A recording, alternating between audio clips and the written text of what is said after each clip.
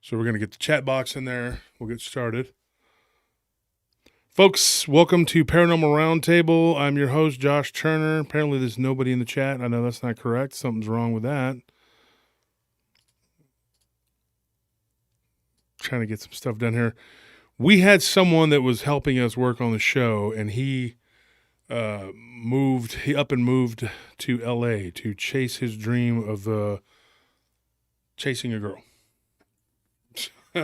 My godson. He decided that he wanted to move on to greener pastures, which it basically, I guess, is trying to make it in LA. Love is a powerful thing, folks. He wanted to go be with a girl, and it is what it is. Who are we to stop that? So anyway, we're making adjustments here. We've been at it for the last few days trying to get stuff done. He was the guy who'd set up all this stuff, so now we have to try to change direction here. Welcome everyone to Paranormal Roundtable. Patreon.com /PRT podcast. I don't know why I always want to say backwards. That's not correct. That is the Patreon. If you guys want to join, people are asking about swag bags. I've had people asking for months about that and what that is and how you can accumulate one, acquire one. It's real simple. You become a $20 Patreon member. It's $20 a month, and you help support the show. And you just do that once, and you'll get your PRT merch. They get a couple things in the mail. Pretty cool little deal. And we always send autographed books from author friends of ours. But if you're a $10 tier, 3 months, and then we will send you your swag. So that's how you get that. And you can also, whenever we do giveaways, which we're going to do tonight, they'll be very specific typically. But what you can also do is when we do the show, we always drop the YouTube link onto the Paranormal Roundtable group, and it'll show on there like the link or whatever, and you can make a comment on the show. Now, once that drops on the Paranormal Roundtable group, we didn't do it last week. We didn't do a show last week, but we usually do. And thank you right now. Somebody just donated right now. Carlos Hernandez, thank you for that donation. We appreciate it. It's not expected, but it is appreciated. Donations are greatly appreciated, especially right now. So if you go and make a comment, your comment could be chosen. And then if you're chosen through Facebook, then you will receive a free book. And tonight we're going to do a giveaway, though. We're going to give away some stuff. We're going to give away these hats. You saw me wearing it. There's this one. And then there's one just like it with the other logo on there, which is this logo right here. And this is also one of our – I'm also happy to announce we're in the process of making jerseys. It was something that my wife thought. She's like, hey, I think it'd be really cool. Now, the jerseys are probably going to be in 2 numbers, a 7 or an 8. It's a baseball jersey, and there's reasons for those numbers. But we're going to have a 7 one and an 8 one, and you can get to two different style patches in 2 different colors. That's how we're going to start out, and we're going to do a giveaway to get people wearing those. So we have that going on. We have a hat giveaway tonight, so if you're interested in a hat and a free book, we're doing 2 of them tonight. Tony will pick one. We can say hello, Tony. Hey, everybody.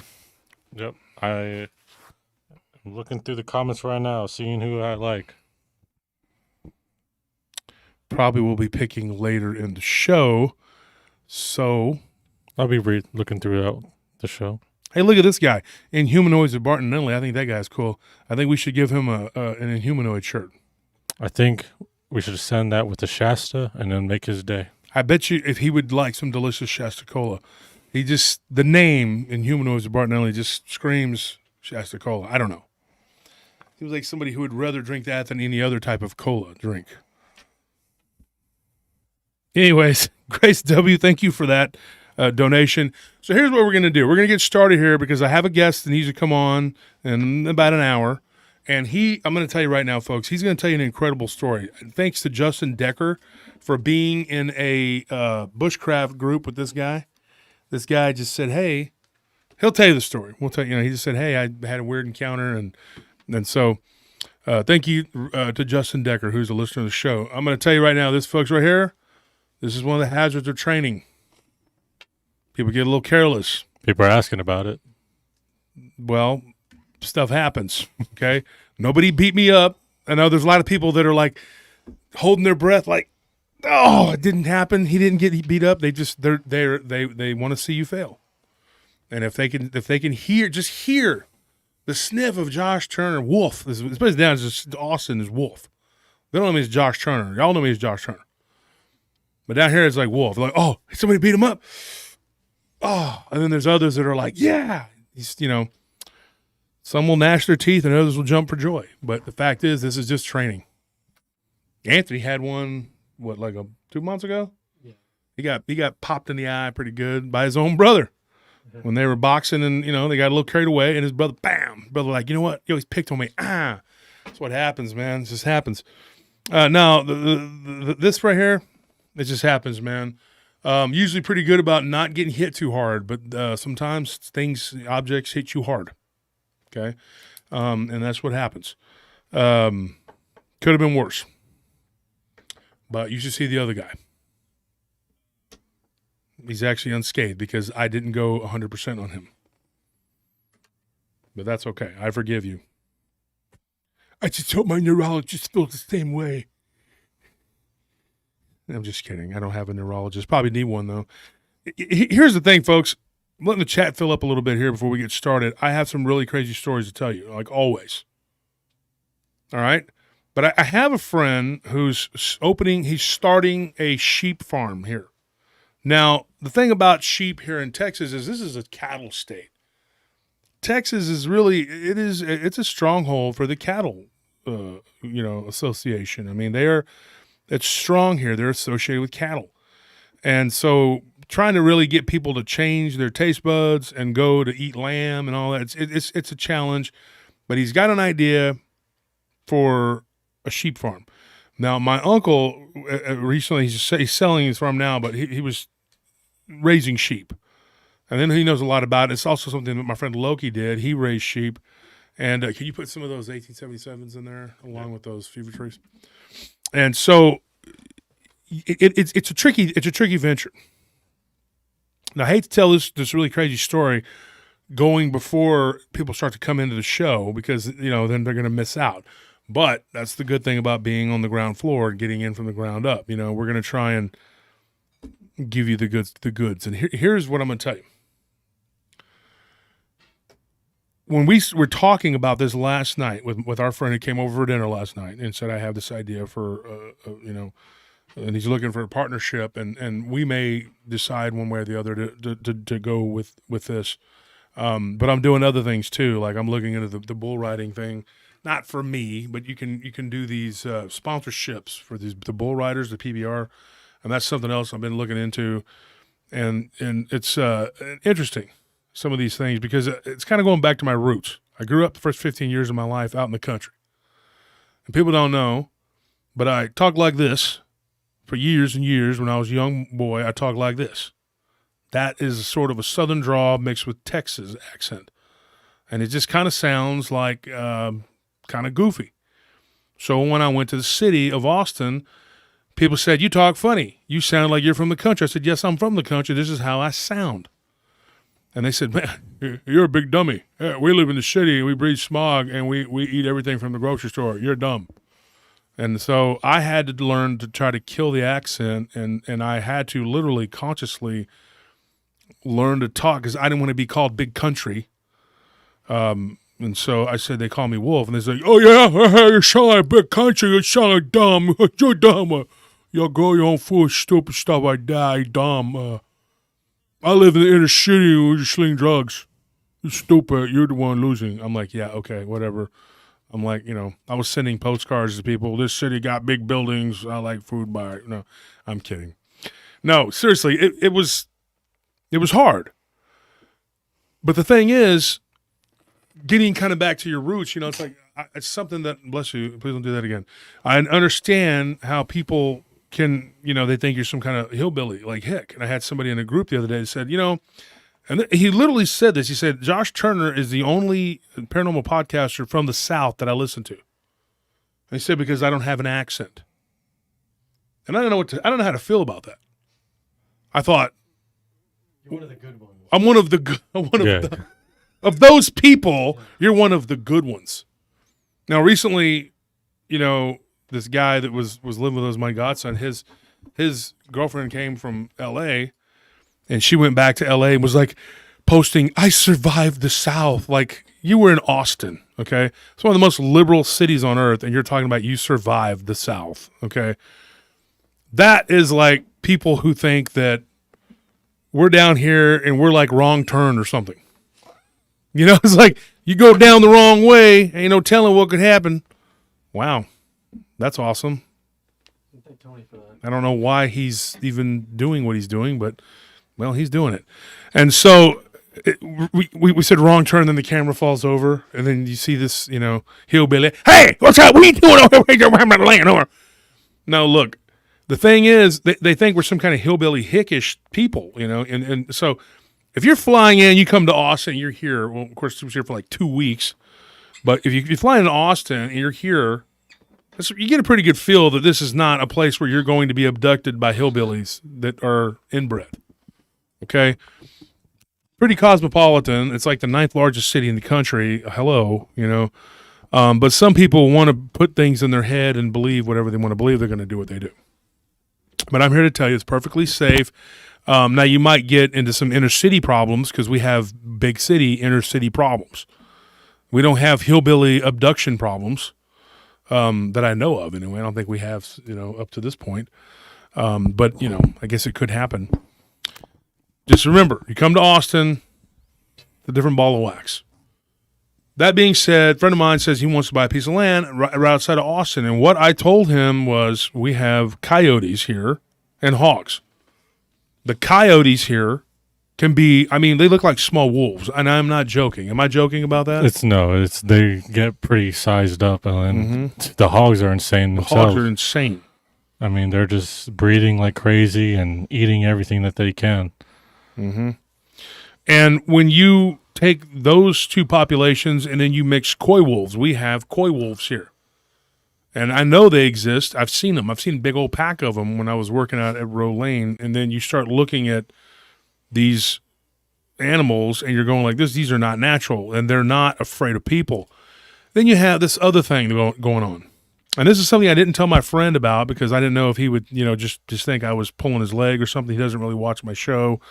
You know, we do business together, but he doesn't really watch my show. And that's not a knock on him. He's just not, you know, whatever. But I didn't want to tell him, if you own a farm and you're going to anywhere around Austin and then there's all this predation that seems to happen, it's very prevalent out here, especially on smaller animals and pets. And I personally don't think that it's all coy wolves, coyotes, and hogs. I think there's another element there, and you guys know where I'm going with this. It could be a Squatch or it could be a Dogman. And I'm not saying that every bump in the night you hear is a Dogman. Like the other night I heard a weird noise coming from my backyard, and it was like a bumping, you know, whatever. Of course, I went out with my rocket launcher, and I was ready to blow up any Dogman that was out there. As any good American does. Exactly. Exercising his Second Amendment right to have weapons you don't need. So I went out there, and I'm like, where are you at, Dogman? Come up! It was the neighbor's dog, Mimi. Or what's her name? Mila, Fifi, whatever. She was in the backyard. But in my defense, she is boisterous, and she's about. I mean, she could attack. She could hurt you if she bit your ankle. Let me tell you something. You might get stitches. I'm not joking. You wouldn't want to be a squirrel around that dog. That's exactly right. And she's very arrogant, and she's sort of a little terrorist because she peed all over my yard, and then she kicked up dirt all over it and looked at me like. She's very haughty. She's very haughty. She walks with her head up like this.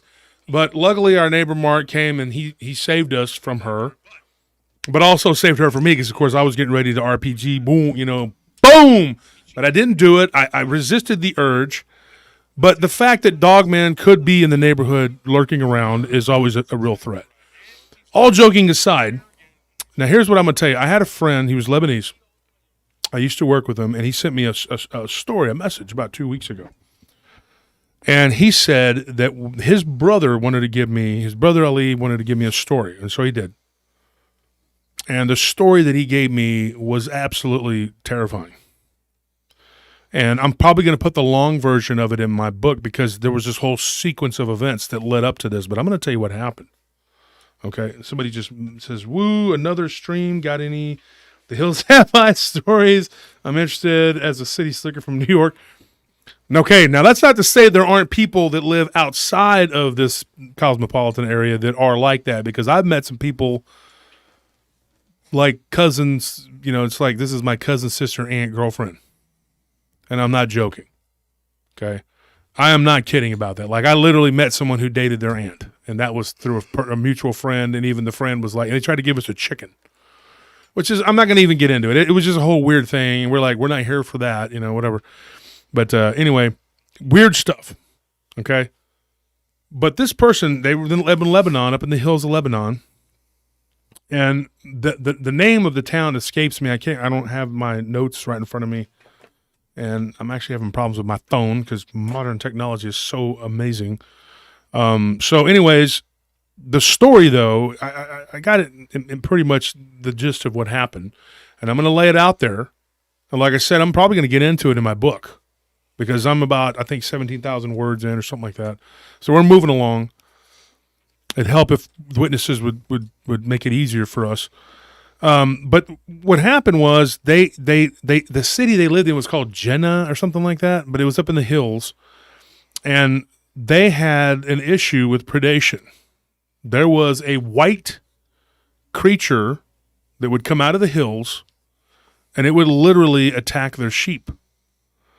And Ali told me that, and I wanted to say this to my friend last night, but I thought he might think I was crazy. But this thing literally was like every other day they were losing a sheep, like you know. And so what ended up happening was their uncle, Ali and his uncle, they took turns in shifts watching. And they had these big dogs, you know. And the dogs were barking and running toward this white creature that was only seen one time, which was by his first cousin, which would have been my friend's brother, the one that gave me the story initially. And they said that it looked like it was kind of hopping, but kind of walking, and it had elongated front limbs, short back legs, and a humongous oversized head, almost like a prehistoric wolf. His exact words to me was like, it was like if you took a hyena and a wolf and bred them together, and it was this kind of misshapen looking thing. When he started describing it, how it would stand up and move and run, I thought that's a Dogman. And they have a name for it too. I don't know the name that they have for the locally, but there's names for this thing. And they believe that it's a type of demon that can actually take the form of a wolf, but it doesn't perfect it, which would lend credence that it's a shapeshifter of some kind. This is what they told me. Ali said that this thing attacked one of their ewes, one of their lambs, and he and his uncle witnessed this. They shot at it 2 or 3 times before it grabbed it. The dogs, there were 3 big dogs, and they surrounded it, and they were going toward it, but they wouldn't attack it. Mm-hmm. And they said that where the dogs were moving and running, get this, there was sort of a greenish haze. He said it was haze in the air, like kind of a haze, whatever. He speaks very good English. He's been here since he was 8 years old. And this was when he had gone back when he was a teenager, and he stayed for 6 months or whatever. And he was there to help them because his uncle, his dad's brother, his dad had died, so he went back to help, take care of stuff, whatever. And he said he was about 17 when this happened. And I said, what was there a color to the haze? And he says, yeah, it was a bluish green haze.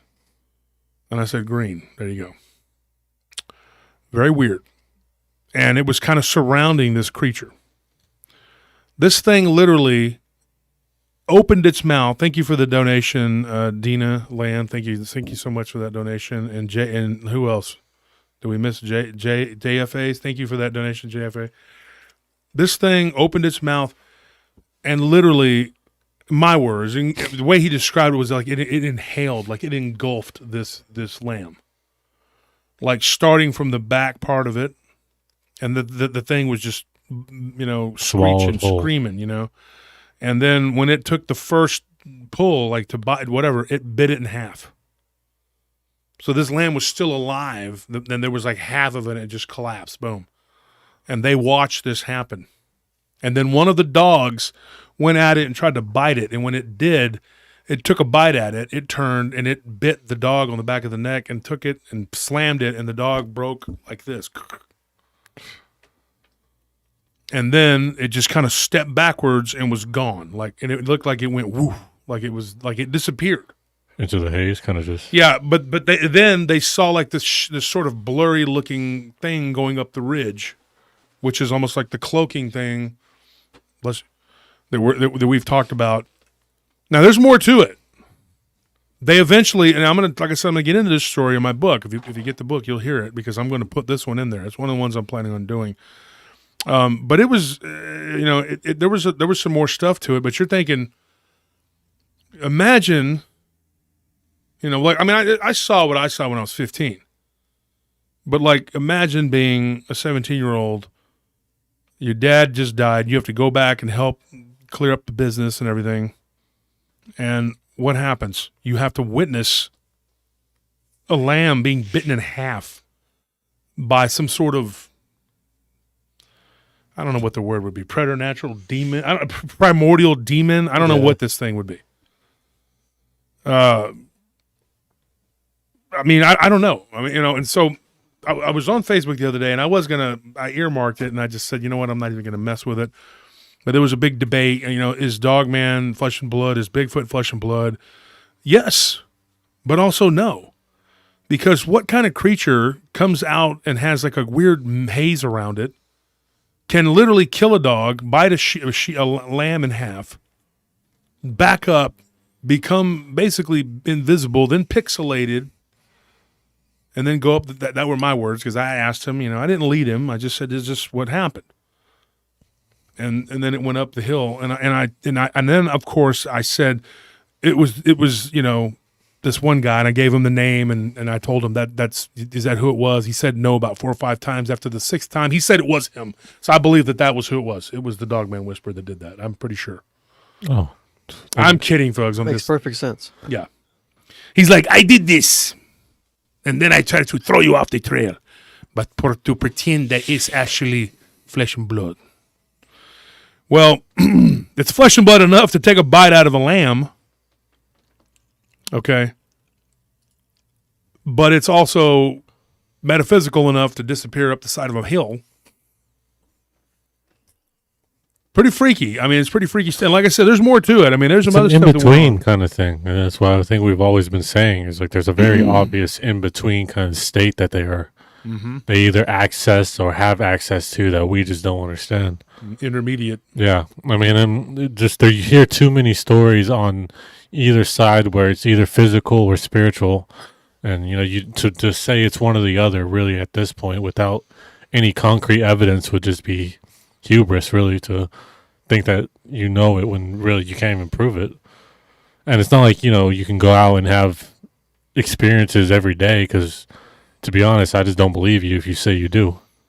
Yeah, and experiences every day, like even when I lived in a house that was haunted, and you, Tony, even as a young guy, you heard all the stories. Yeah. From Chad and from everybody else because your dad knew us when we were young, and everybody and their dog had weird experiences in that house. But it wasn't every day. Months would go by. Like the longest period probably without any activity was 6 months. Mm-hmm. I went from an entire summer all the way into fall, and then by maybe December something popped off and it started up again. And my brother was like, well, there goes the peace. We were 6 months at peace. And I remember him saying that, which is what made me think 6 months. Half Twisted says, I have been a quiet listener for a while. Would like to talk to you sometime. I would like your insight on a few things. Absolutely. It's a $100 donation. $100 donation. Heck yeah. And then I'll talk to you. I'll talk to you if you don't donate, but definitely give you the time. Yeah, I've talked to people all the time. Hit me up a message. That's the best way to get a hold of me. But because the emails just, but I'll get around to the emails. I try to answer as many emails as I can, and I almost every day I take them and I put them in another file. Just have to go through them. I was talking to Ken the other day, and that's Gerhard, and he does the same thing I do. He wakes up every day and he goes through his emails. It's just it's a ritual. You just but I have a business I run, Unlike the unindustrious Ken Gerhard, I actually work a lot. You know, Ugly Ken just gets to do whatever he wants. Him and Ugly Barton. I'm not bitter that you guys can just sit back and just write. I could write if I was, if I was liquid. If I was liquid, I could just liquidate and, not liquid. I don't even know what the heck I'm talking about right now. What was I talking about? I don't know. I'm I was joking around picturing with these that guys. Terminator guy. I'm not liquid. You ever seen Stealing Harvard? There's a Tom Green. It's pretty funny. But anyways, when you get into these stories, now here's what I'm going to tell you. The title of the show, well, what did you title it? Dogman? Shapeshifters, Dogman, and Shadow Beings. Yeah, and now here's the thing. The shapeshifter part is going to come when our guest comes on tonight. I'm going to tell you right now, I hope that you stick around because you're going to be blown away by his account. But I'm going to tell you the Shadow Beings. Now, this was a show that we were going to do. Me and Anthony talked about this the other day. And Anthony's having to man the controls because, like I said, Alec moved. So he's not able to sit in and whatever. But you got your microphone, right, Anthony? Yeah, I got it right here. And we kicked over the idea a while back about doing a show it was called Moving In, Moving Out. That was the title we were gonna do because it was stories about people moving in and out of houses, and it was while we were moving that me and Anthony were talking about it, and I was like, this is crazy because we're moving in, moving out. We had some activity when we first moved in, then it kind of stopped, and then we had a bunch of stuff happen because there was a lot of arguing and fighting in the house, that was going on with. My godson had a lot of issues with his girlfriend and stuff going on, and it was like, dude, it was too much. No hard feelings to him or her, just whatever, live your life. But it just wasn't working. And so it's kind of chilled out, but then a couple things happened recently. Well, I went into my archives, my email archives, whatever, and I decided to go through there and see just how many stories I had. People having weird things happen when they're moving in or moving out. Lyle Blackburn is a good friend of mine. He's an author. Everybody knows who he is. If you don't, look him up. He's got a band called Ghoul Town. It's really good. Got a hot sauce that's amazing as well. He's got a great, yeah.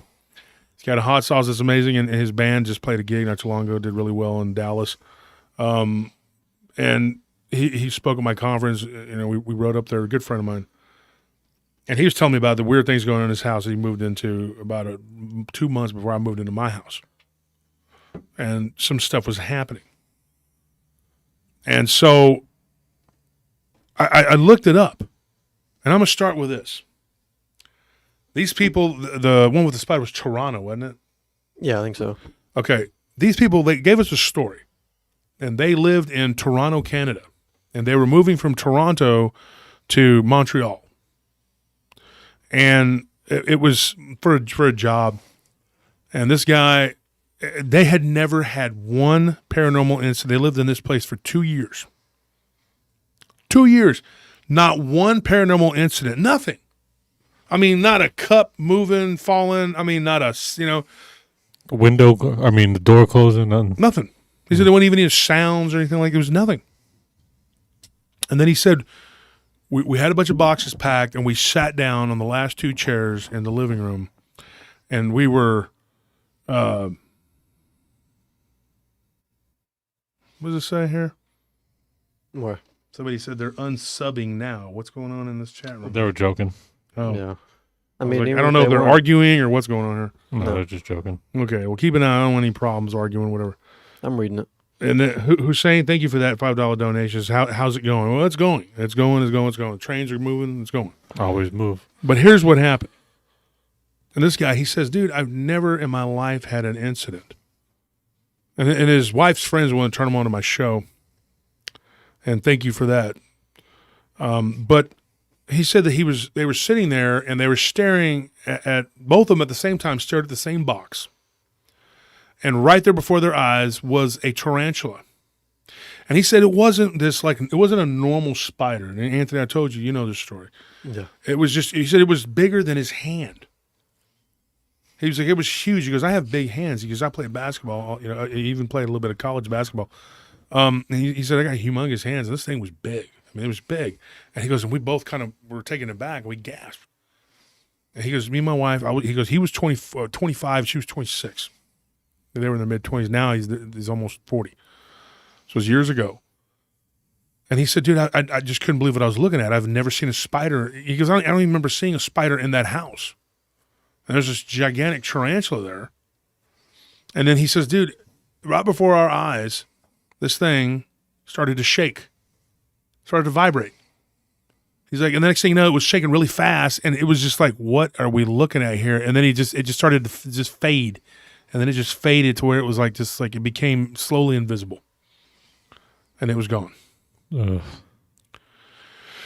So needless to say, he goes, we were picking up boxes, we were looking around, like, you know. Yeah, I want to find that real quick. Yeah, and so then he said that his brother and his wife's cousin had helped them when they got moved into the new place, and they looked through all the boxes, they went through everything, and nothing. I mean, they didn't see any, in the new place, never saw any spider, had no weird things happen. One other thing happened to them. On the very final day when they left, they turned around, and the door he was about to reach the door to close it. Okay? And he said, I turned around and like literally just my left hand's reaching for the door. I'm about to close it. I'm holding the key, my right hand, and the door slams. He goes, and it was only open a few inches, but it slams. And he said, my wife didn't see it. But for a split second, I saw what looked like a black hand, like push on the glass. Like it went woof like that, Mm-hmm. And it was gone, like real quick. And he was like, whoa. Like good riddance. So he locked the door and he left. And he said that, he asked me a question. He's like, why would something wait 2 years, for them to come out of this rental house that he was in? Like, why would that happen? Why would nothing happen for 2 years? At least that they noticed. Unless maybe things were going on and he just didn't notice it, and it was very noticeable. It's one of those, it could be one of those things to where, like, if you're not you could be oblivious to some of the things that happen, and, just, like, don't think much of it until you see something like that where it's just a giant spider come out of nowhere that you just see disappear. Mm-hmm. That's obviously going to change your perspective on the supernatural. Yeah. But it could have been, like, things were happening that they kind of just chalked up to whatever, and then that spider just, it could have always been there. Well, his brother had claimed to have had really bad nightmares when he would stay there, but he couldn't remember them. Mm. So, you're left to kind of ponder or wonder, what is that? I mean, somebody just, I had a nightmare. What was it about? I couldn't remember. It was bad. And out of all, that was it. I mean, there was nothing else. I was going to say, out of all the cryptids out there, I think any insect-related cryptids are by far the worst to me. Just imagining it, because I understand how brutal the insect world is. So to see that supersized to any size that's not just some tiny thing that I can flick away makes me uncomfortable, to say the least. Yeah, and so we'll consider another case here. Before I go forward, though, folks, I wanted to remind you, and I told my dear friend Chris Garitano, had me on Off to the Witch. I was on his podcast. It's on Spotify and multiple other platforms, but I was listening to it, and I don't really listen to my own stuff. I don't really, maybe to critique it or something. But that interview, we get really, really in depth as you go further into that interview. It's a 2-hour interview. Typically, it shows like an hour, but we did 2 hours. We actually talked for 3, but I think he cut it down to 2. So if you go out and check out Off to the Witch, episode number 34, I'm on there, and we talk about stuff that we haven't even talked about on the show. I always try to save some stuff when I go on to someone else's show, so you're not just rehashing the same stuff, whatever. So you might glean some new information or whatever. But anyways, he asked me questions about my personal life, things like that.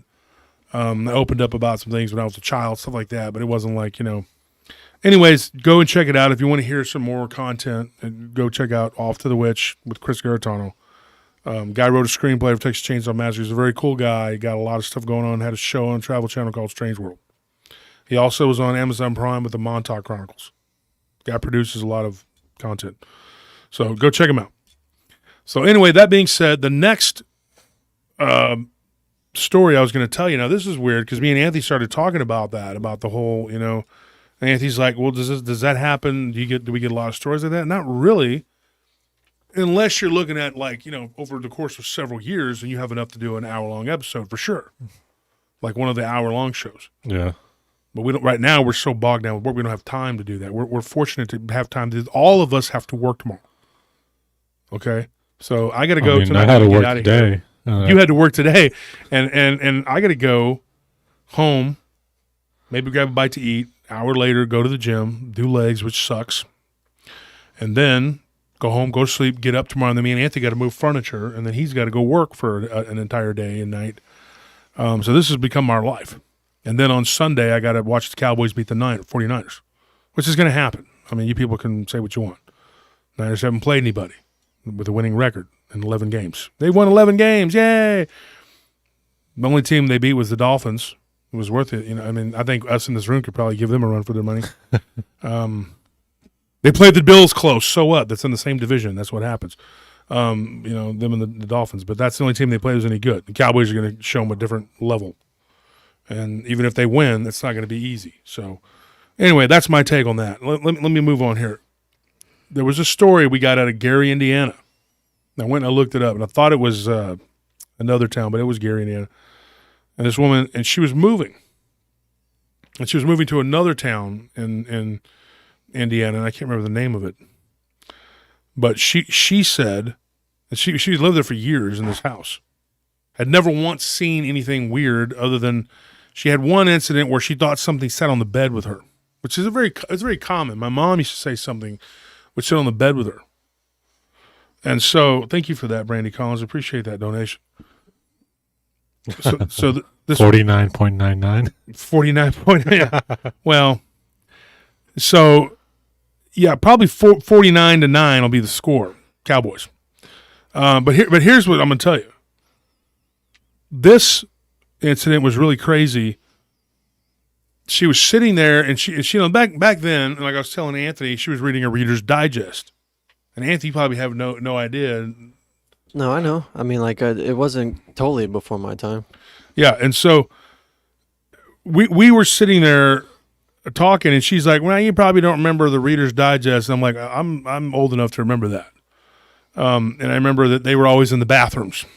You go to somebody's house. Now you look at your phone because that's what everybody does, right? And you go through your news you used feed to or read the whatever. shampoo bottle or like the bathroom reader. I But mean, now you just look at your phone. I don't know about the shampoo bottles, but I know the Reader's Digest was a very common thing in people's houses. They would have them on the back of the toilet. I'm not joking.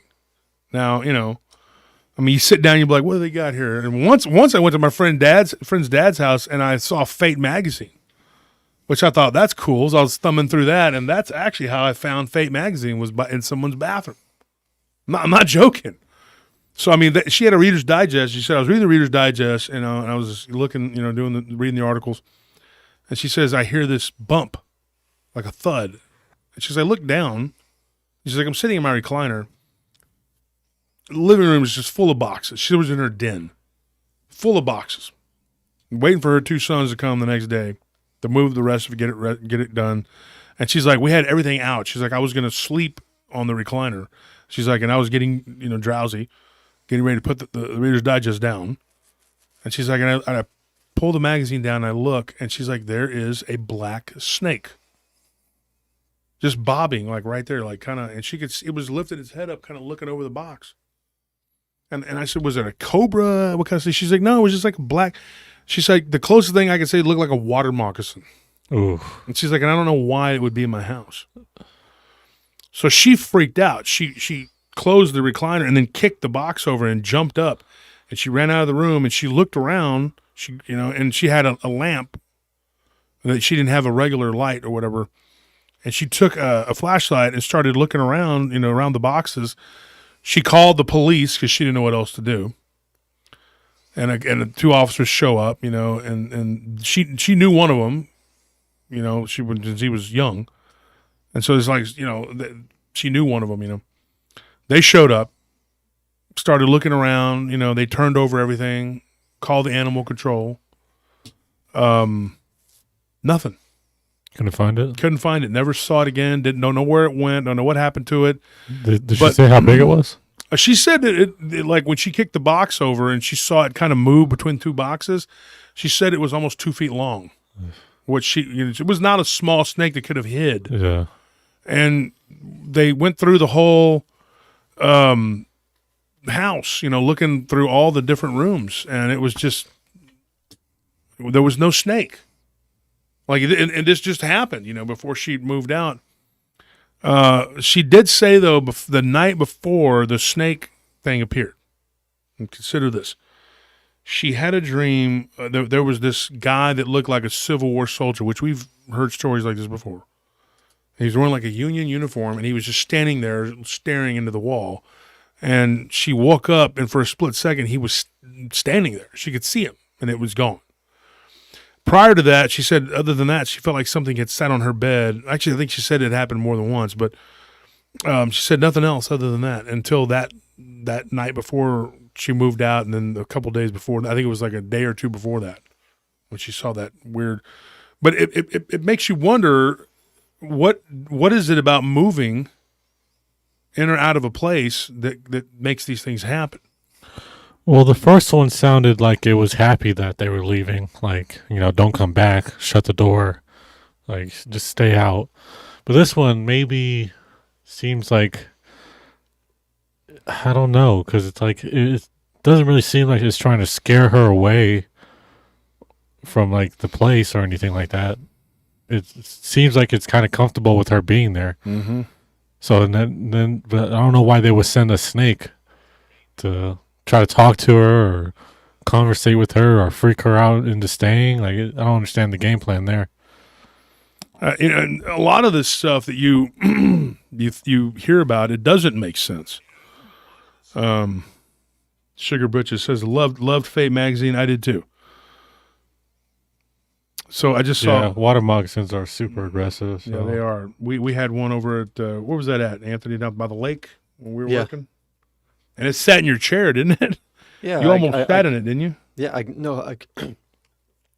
I got up from my chair to go inside the house to get a drink of water, and then I came back like 5 minutes later, and there was a water moccasin coiled up in it. And one of the workers thought it was the funniest thing, and like, to his credit, he went right over there and just like grabbed it by its tail and started whipping it around. He had no fear of it. It was like a big joke to him. Well, did you call Savesies when you moved up? If you didn't call Savesies, then that seat was open. Because everybody knows that's how you keep water moccasins out of your chair. Obviously. Yeah. The water moccasin abides by the ancient Savesies rule.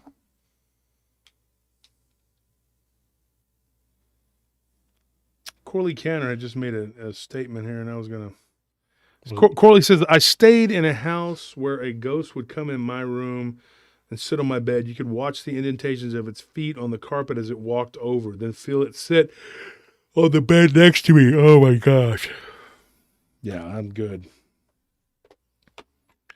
I'm okay. We don't need that. There'd be some problems.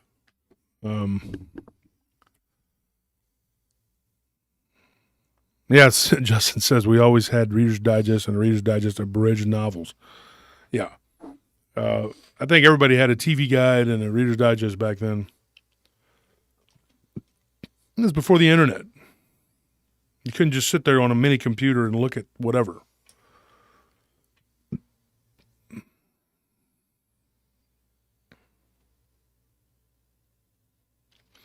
So anyway, moving on from that, we had another story, and this one came from my friend Pete. And I remember him telling me he lives up in Leadville, and if I remember correctly, he had told me this story once before. And if I remember correctly, what happened was, and maybe if he's listening, you can chime in and tell me if I'm right or wrong, Pete. Your cat walked into a room, and then y'all saw it walking into the room again, like right after that. Like, it walked through and then came through the other side. Like, it went like this and disappeared, then came out again. Like, if I remember correctly, it was something like that. I'm not going to tell the story because I don't remember exactly what it was you said. But what's crazy is there was a family who it happened very similar to them, to this situation. And this happened in Dover, Delaware. And these people, there was a guy whose friend and his friend's girlfriend actually moved in, and they rented a space from them. And the first night that they were there, that they moved in, they witnessed a cat who nobody owned. There was no cat that lived in that house. There was a turtle, apparently, but not a cat. And this cat literally came out of one of like one side of one of the walls. They just looked. They're all talking at the table, and this cat comes out, just kind of appears, and then it just runs, and it goes from that room into the next room, and they all chase after. Oh, there's a cat in the house, you know. So they all get up and they take off after this cat, and it's gone. They don't find it. They don't know where it went. They never saw it again. It was a black cat, but it wasn't solid black. It had like a little white on its chest. And they were just like that. They were completely baffled, and they never did figure out what that was or why that was. And it happened on the night that they first moved in. So, you know, when you take that you take that into account, you're like, what is that? You know, like how does that happen? I mean, it's a very weird thing, and I got a bunch of these stories. I mean, I got a bunch of them. Like probably like enough still to do a show. I mean, most of them are kind of short, but I mean, like there's a couple that are a little bit more longer. Which I don't have time to tell them tonight because I have a guest. I get a call in about 20 minutes. But here's another one, and this one's a little more involved. That was it for that story. There was nothing else to it. I wasn't given any other information. Hold on one second. Computer's doing something here. No, just go ahead. They Yeah. can see what I'm doing. Okay, yeah, it's just distracting. So there was another story I had where some people had moved into a house, and this one's really creepy. I thought this was a pretty good one. I mean, unless it's happened to you, it would probably be kind of creepy. But what happened was they moved into this house, and they had finally, the last day, they had gotten everything moved in, and they were out on a deck. They had a deck on their back porch. A lot of people do. We have one. And so you go on the back porch, and there's a deck, and they see a dog. And he's running around kind of sniffing, and he's going from corner to corner of the yard. There's a square yard or whatever, rectangular. And this dog was like, and then they were trying to call it. They were trying to get its attention. It ignored them. It didn't look at them. It didn't pay attention to them. It had nothing to do with any of them. From the descriptions of it, it was a golden retriever. And I was just like, listening to this person tell a story. He was like, dude, it was crazy because this dog, you know, for all intents and purposes, the dog, they don't know how it got in the backyard. Like somebody had to have, you know, when they opened the gate, because the gates were closed, when they were moving their lawn furniture back there, he's like, maybe the dog got in and it hid somewhere.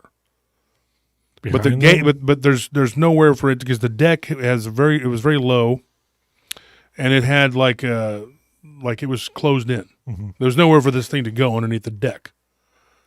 And they're all, you know, dumbfounded because one of the things that they liked was that the privacy fence was relatively new, and it had, you know, good wood. There was no spot for this dog to have knocked its way in. So they're like, why is this dog in our backyard? There's a dog. So, you know, he goes and he tells his wife, he calls her and he says, hey, you know, come out here and check out this dog. She goes in the backyard and she's like, what dog? Because they had a dog, but they couldn't have a dog at that property without paying a huge deposit. And they didn't think that their dog, which would be moving from the country, would have adjusted to living in the suburbs. So they left it with his mother. And she's like, whatever the dog's name is, you know, she's like, is that, they never tell me the dog's name, Max, or the dog's name, but I just call it Max. She's like, is that Max? He's like, no, it's not Max. It's just some random dog. It's a golden retriever. And so she goes back there, and they're dumbfounded. This thing's running around in the yard. And the people that are with them that had helped them move, they're standing there. There's like 2 or 3 people there. And he's like, dude, we were all just sitting there going like, whoa, you know. Where did this dog come from? Yeah, why is there a dog back here? And so somebody went down there to try to call it and try to get it from the other. It was on the other side of the yard, and he opened the gate to try to get it to run out.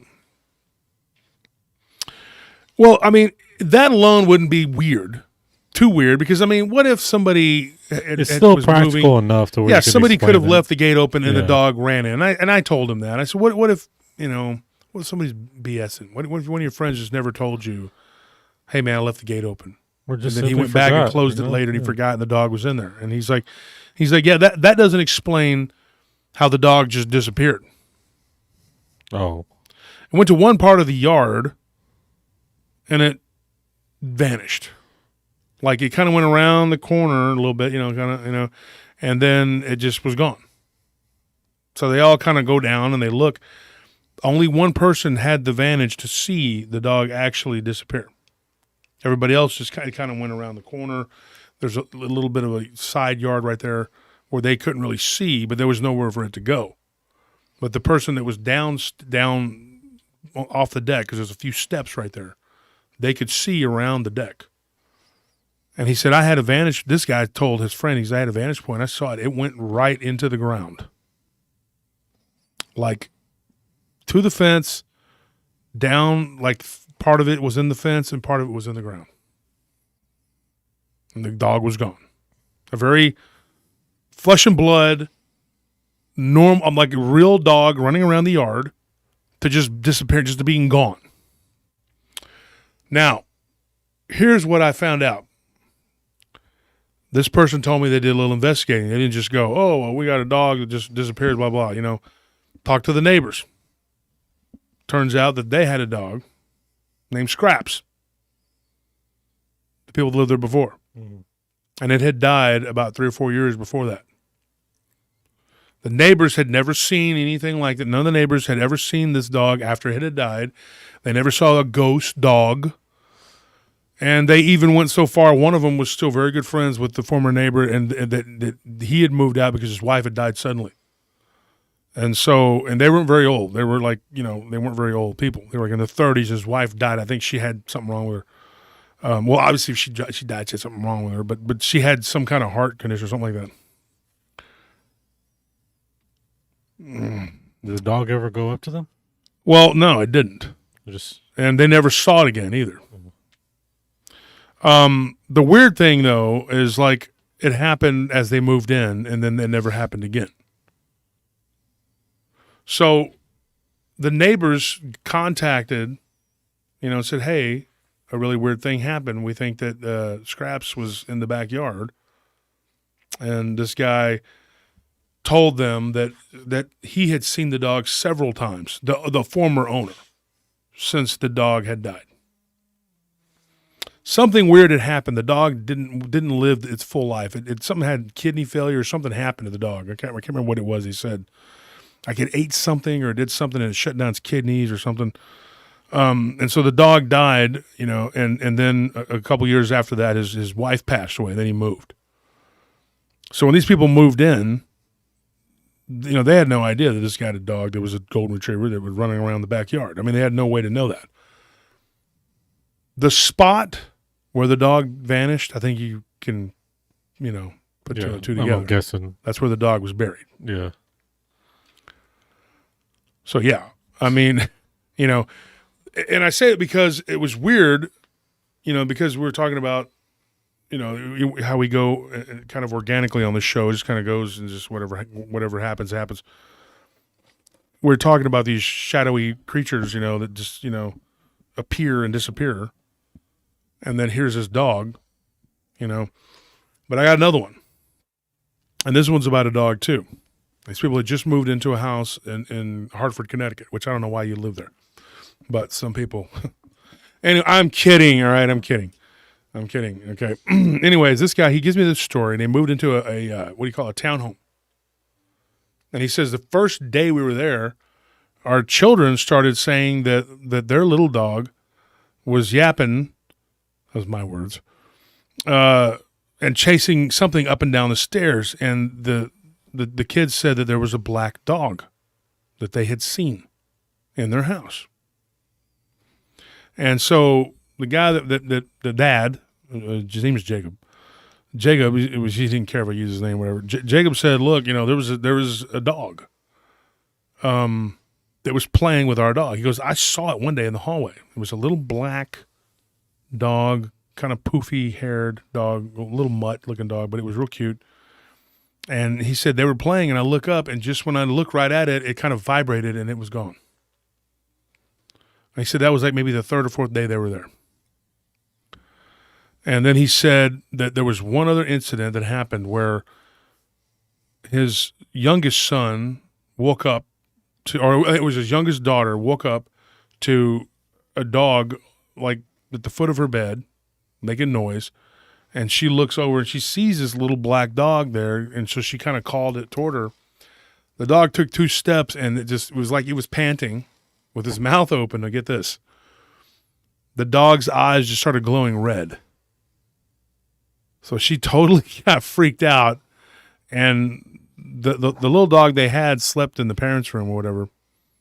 And she could hear the dog scratching at the door and whining at the door from her parents' room. And she said that, or he said that was after she screamed, freaked out. They opened the door and their little dog ran into the room barking and running around in circles into the daughter's room. And she apparently freaked out. And then they got another dog. They got a big dog. He didn't tell me what kind. He just said it was a full-size dog or whatever. And the sighting stopped. But it only went on for like a week at the very beginning. And so, I mean, is there something that happens when people move in or out of a house that causes these activities, especially when it doesn't continue or it wasn't happening and then it happened when they moved out? What could be the cause? What is the causation? What is it? What's the connection there? I don't. I'm guessing those pet specific ones are ones where the pet dies in the house.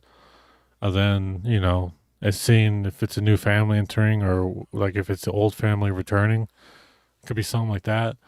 And then the one I was going to say about the one where they move out is that it could be like something to do with change.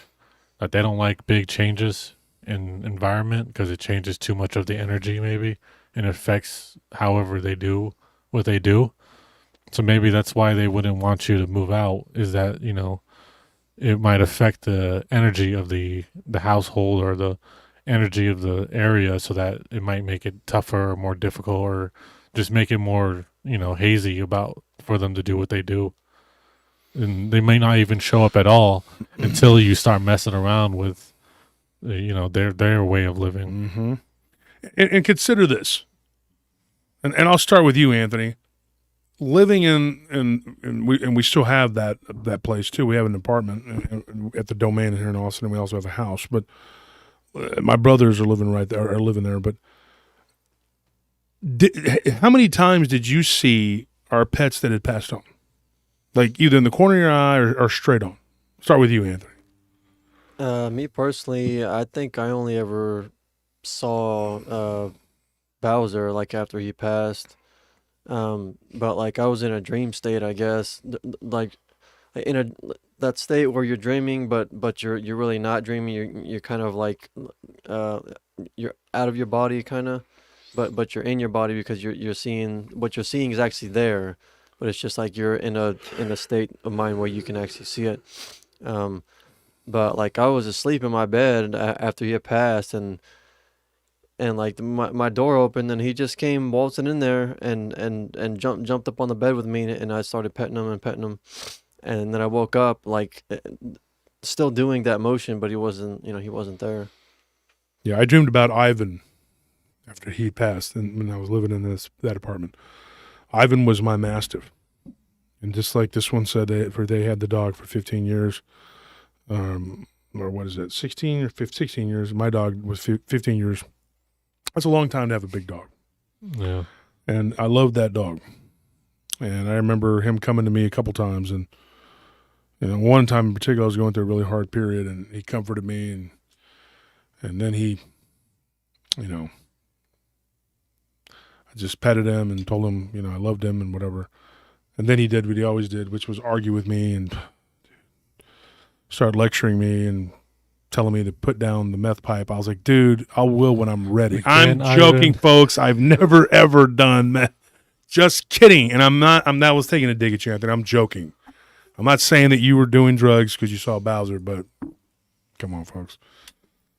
I'm joking. No, seriously. Now, Tony, you've seen stuff in the house, in the apartment, right? Well, not only just in the apartment, but just pet-specific ghosts, I think, have been very interesting. I mean, I wouldn't say like I've seen them directly, but out of the corner of my eye, I'll see like one of the little turds running, and I'll be like, was that Miss Kitty? Was that, Miss Kitty's the one that everybody sees. Yeah, because she's white. It was real easy to spot her, but you just see something out of the corner of your eye, and you can't remember if it's just like muscle memory from seeing her all the time, or if you're actually seeing something. But I remember specifically when my mom's dog, Sophie, died. She was a little Chihuahua, and she actually gave birth to a couple Chihuahuas, and we had one of those generations called Bear. And Bear was sitting with me, and Sophie had just passed on. And then he started barking at this bag that was in the corner of the room. He kept barking at it for about a minute or two, and then he ran over there, and he sat, kind of whimpered, and just sat near there. So I kind of assumed, like, oh, Sophie must, like, her spirit must be here. So I moved over there with him, and we kind of just sat there for about 5-10 minutes. And eventually he just kind of sat up and was okay. And, like, before that, I could kind of tell that he was kind of sad and kind of just, like, I wouldn't say like he knew exactly what was going on, but I'm sure he had an idea that, his mom just died. But after that, I would say like he just was okay.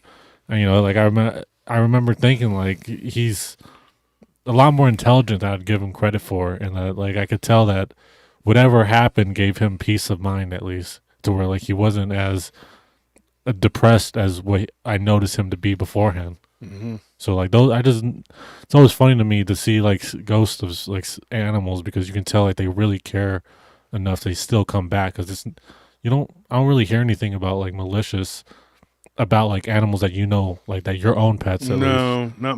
I have heard malicious, but not about your own pets. I mean, obviously other pets like I've heard of it. There's a story I got of a dog that was pretty vicious. It was almost like Cujo, but I haven't gotten in. I have to break that story down before I go into it, because I might do a show about that. Here's one. And when we had two little dogs that lived together for a long time, Sweet Pea, which was my mother's, and I had taken her in. My mother couldn't have a dog where she had moved to Tomball, Texas. I had to take the dog. So I just kind of ended up with her. But she was really the sweetest little Chihuahua. She never barked. Chihuahuas are like, yep. She never barked. A dog that like was true to her name 100%. She was sweet. And when she barked, it was just kind of like, she was going along with the other dogs, but she was always kind of like, she just wanted to be left the heck alone and just live her little life. And she was a sweetie little dog. She really was. And then we had Miss Kitty, who was the weirdest, misshapenest, weirdest looking dog you ever, and we named her after Miss Kitty from Gunsmoke. She was hideous. She was ugly. So it was like a cute kind of way. Yeah, it was like she was so ugly she came full circle back to being cute. Yeah.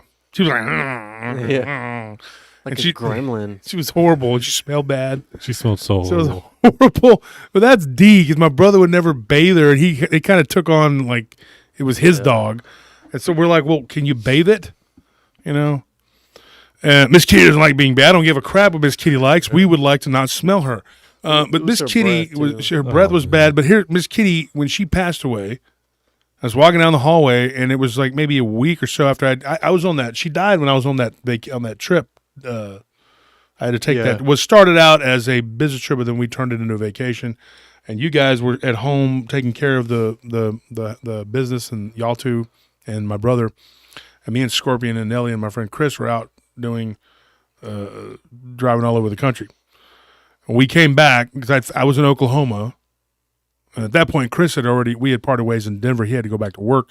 We were in Oklahoma City when we found out that Miss Kitty had passed away. Pretty rough. And it was rough. And so my brother had really hit him hard because it was basically his dog.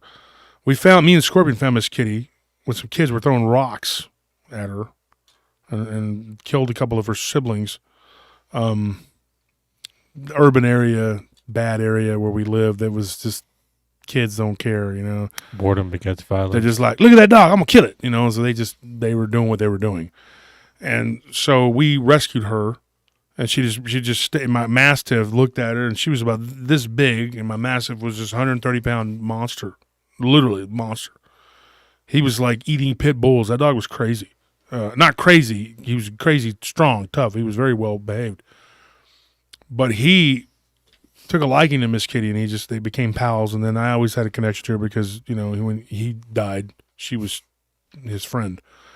And they would walk in my mom's big old backyard, and she'd be running ahead of him, and then she'd wait and then let him catch up, you know. And he would, half blind, he would be walking, you know. He'd hear my voice, so he'd come running as best he could. But I didn't have the heart to put him down, and he still had life in him. But he was just, you know, at the end there, it was bad. But she was very sweet, and so I found out she had passed. So it was a week after I'd come back.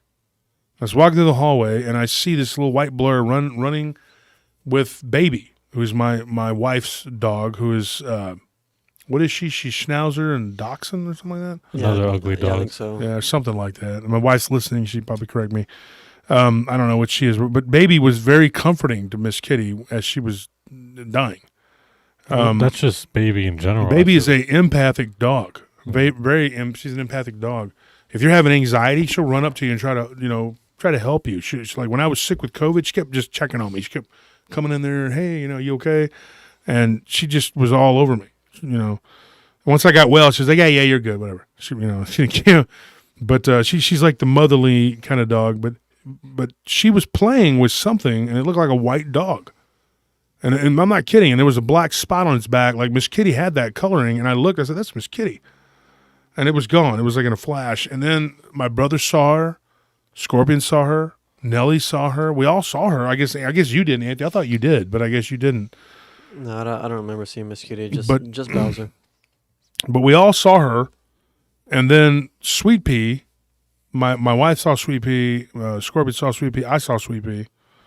Once in the corner of my room, and I got up out of bed after she had passed, and I was like, "That's Sweet Pea." I looked down, and I did a double take, and she was gone.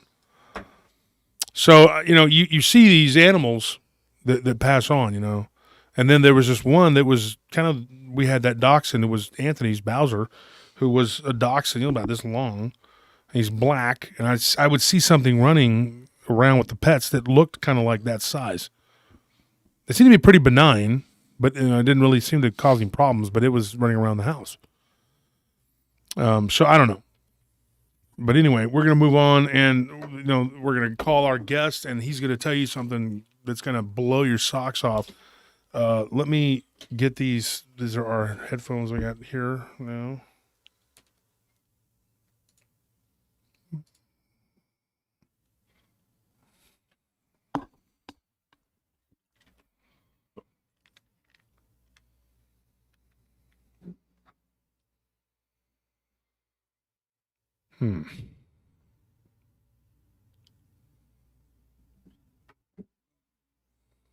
You have a matter?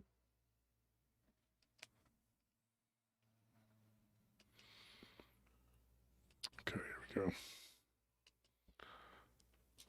I'm going to call this person.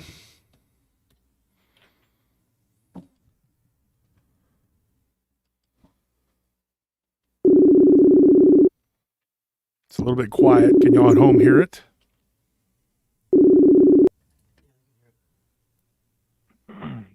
Hey, Josh. Hey, Andy, how you doing? Good. How are you? I was just watching the live stream. Cool. So you're ready? Yeah. Okay. Hold on one second. I can't hear myself with Okay. these headphones. Yeah, I know. Okay. That's the only problem. But I could just pull one out like that. He sounds good. Let me minimize these real quick, and we'll get started here. Andy, introduce yourself to the audience. Hey, everyone. My name's Andy Mockmer. Met Josh through a mutual friend, Justin Decker. Had something kind of crazy happen to me, and I was out in the woods, and I got on this Facebook page I'm on called Florida Bushcraft, and it just said, hey guys, a lot of these people here spend a lot of time out in the woods also. I saw this crazy thing. Has anyone else seen something kind of crazy like this? And then he got me in touch with you, and that's how I'm here today. Yeah, Our mutual friend is Justin Decker. He's been on my show. We talked about his adventures in the Amazon as a child. Pretty interesting guy and a good friend of mine.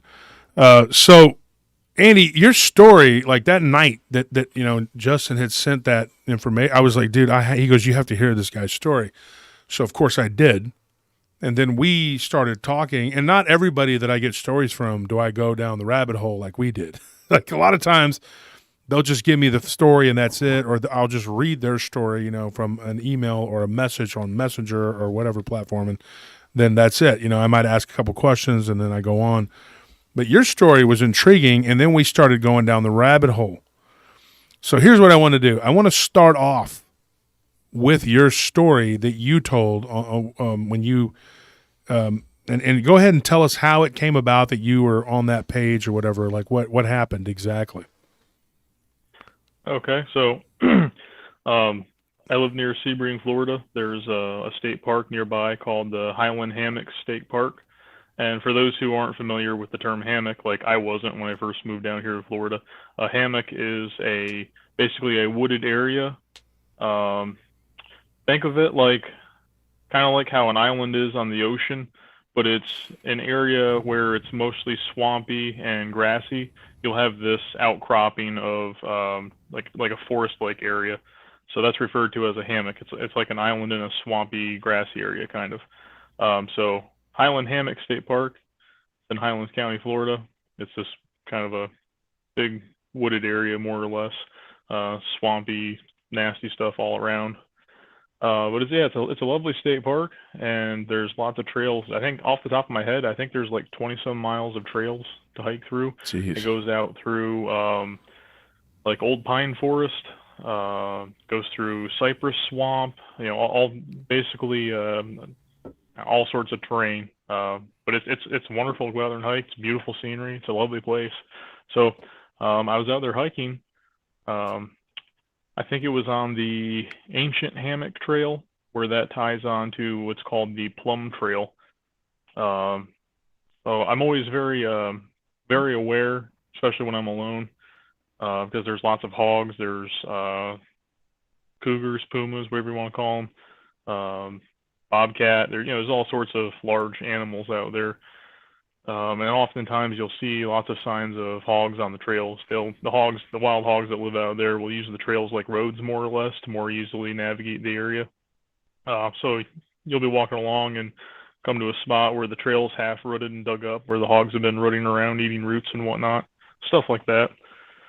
So I saw where there was relatively fresh sign of hogs being around the area. So more or less, if you startle some hogs and come up on them, either they're going to run away or they're going to come at you because they got tusks and they know how to use them. So it's always best to, when you think you're near hogs, just kind of be sneaky, stay aware. So as I was walking down this trail, the wind for the most part had been blowing right straight towards my face, like you'd say 12 o'clock. And it shifted a little off to the side of the trail, like I'd say like 1:30, 2 o'clock-ish, for an angle. And I caught this whiff of hog, and it's unmistakable. It's musky, stinky, just plain and simple. It's a hog smell. So pairing that with how I saw really fresh rooting and digging, I said, oh crap, there's some hogs real close here somewhere. So I was walking especially quiet. And for the most part in Florida, the brush, you have like palmettos and stuff like that growing. The foliage is really dense, about chest height and up, but it's very stalky from the ground up to that height. So a little thing I've learned is if you just squat down a little bit, you can look around. The stalky stuff you can see quite a ways through the brush if you get down a little lower, basically. So I got squatted down a little and looked around, and I saw this one lone wild hog. At first, I didn't realize it was alone because, hogs are always in a group, either, 2, 3, 4, sometimes dozens. But in my experience, I've never seen one lone hog all by itself. So that really caught me as odd. And it was like 20, 30 yards in. It wasn't too far. I could have definitely underhand thrown like a baseball and hit it, so it wasn't that far.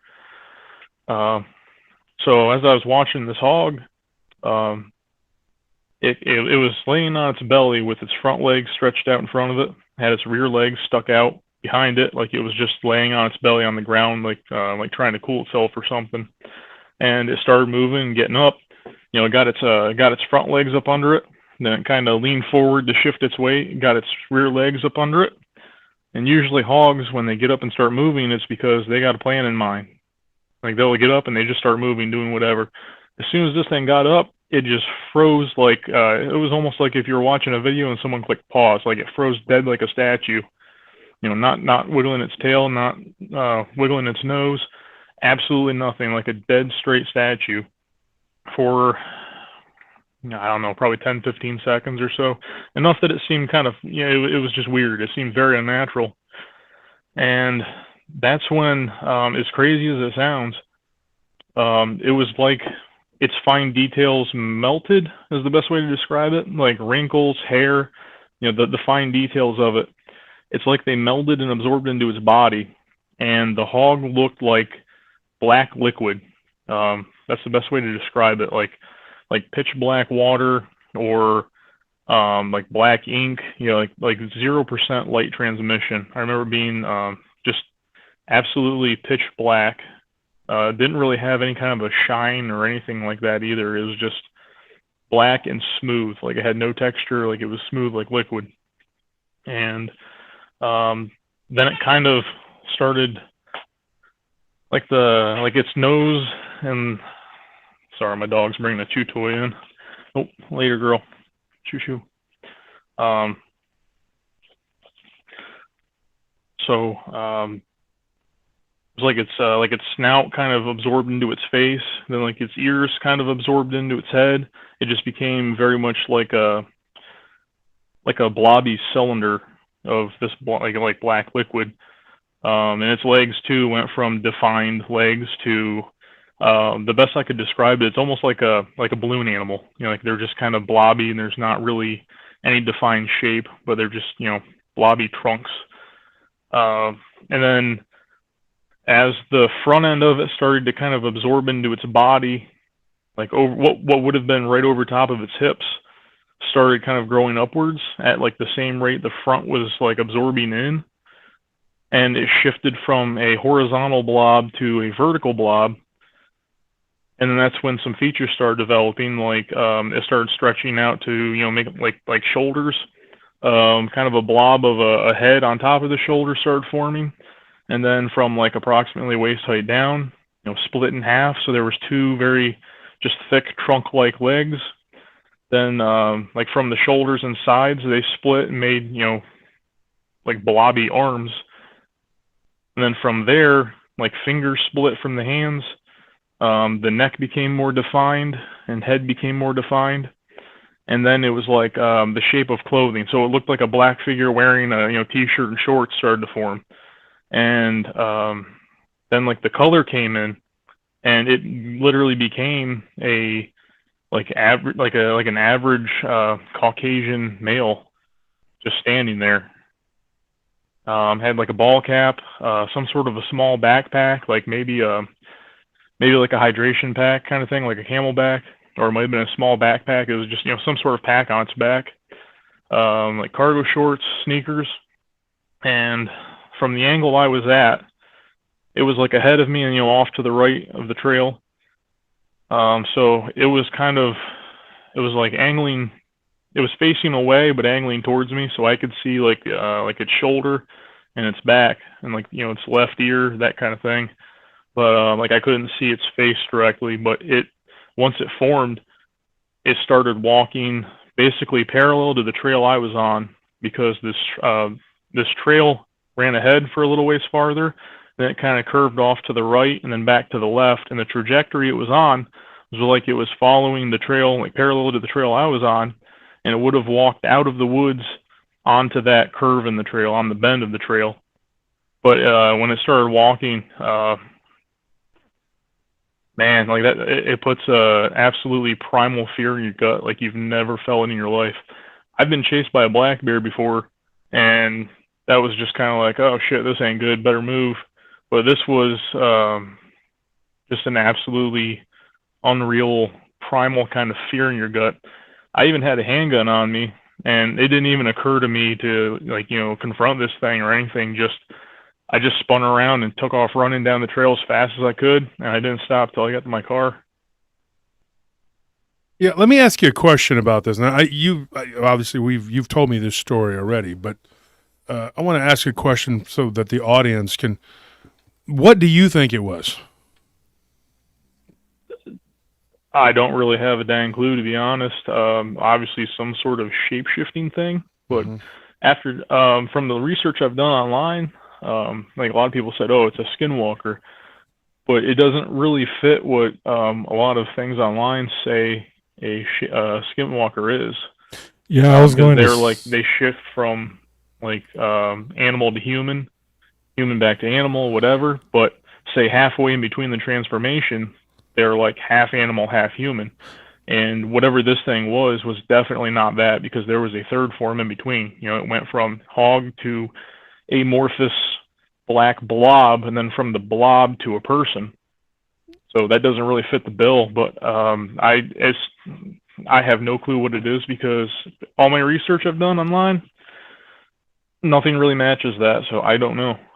Yeah, I mean, I was going to say it definitely sounds unique in the way because of the exact things you mentioned. Especially more shapeshifters have a more physical sense to it, to where it's a definite like one being to another, but this seems more supernatural into the fact that it kind of like melted into whatever black puddle thing it did before it's kind of like that black goo is its natural form.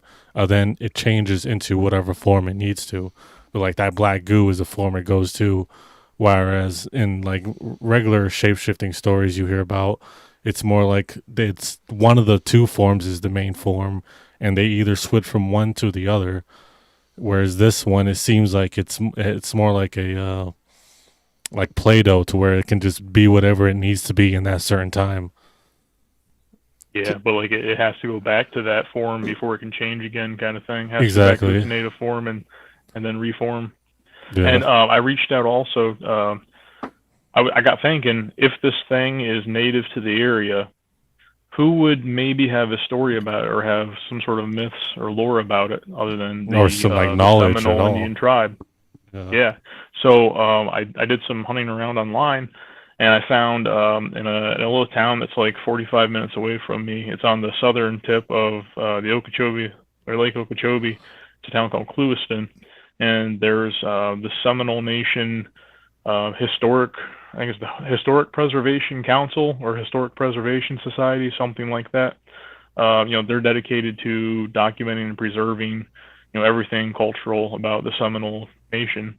So I got thinking, likely someone there has a lot of knowledge, is very knowledgeable of, the tribal lore and myth. So I made some phone calls and left some messages, just, saying, hey, I'm doing some research on, tribal mythology, and just, wondering if anyone could put me in touch with someone, or if they know anything about, say, shapeshifters in the area. And unfortunately, I still haven't gotten a call back, and that was a few days ago when I called and left the message. So I'm kind of wondering if maybe because I'm like an outsider to the tribe, maybe even if they did know something about it, maybe they're not going to open up and talk to me about it. But I have no idea. That's just conjecture, really. I mean, it's definitely possible. You do hear those stories where, they're very close, a close-knit group, and you have to either know someone to be able to be introduced to them or whatever. Well, they would probably tell you that it's what they call a skinwalker. Are you familiar with that? With what that is? Somewhat, more or less, like a tribal medicine man. Not necessarily a medicine man, but from what I've read, that's commonly a medicine man thing.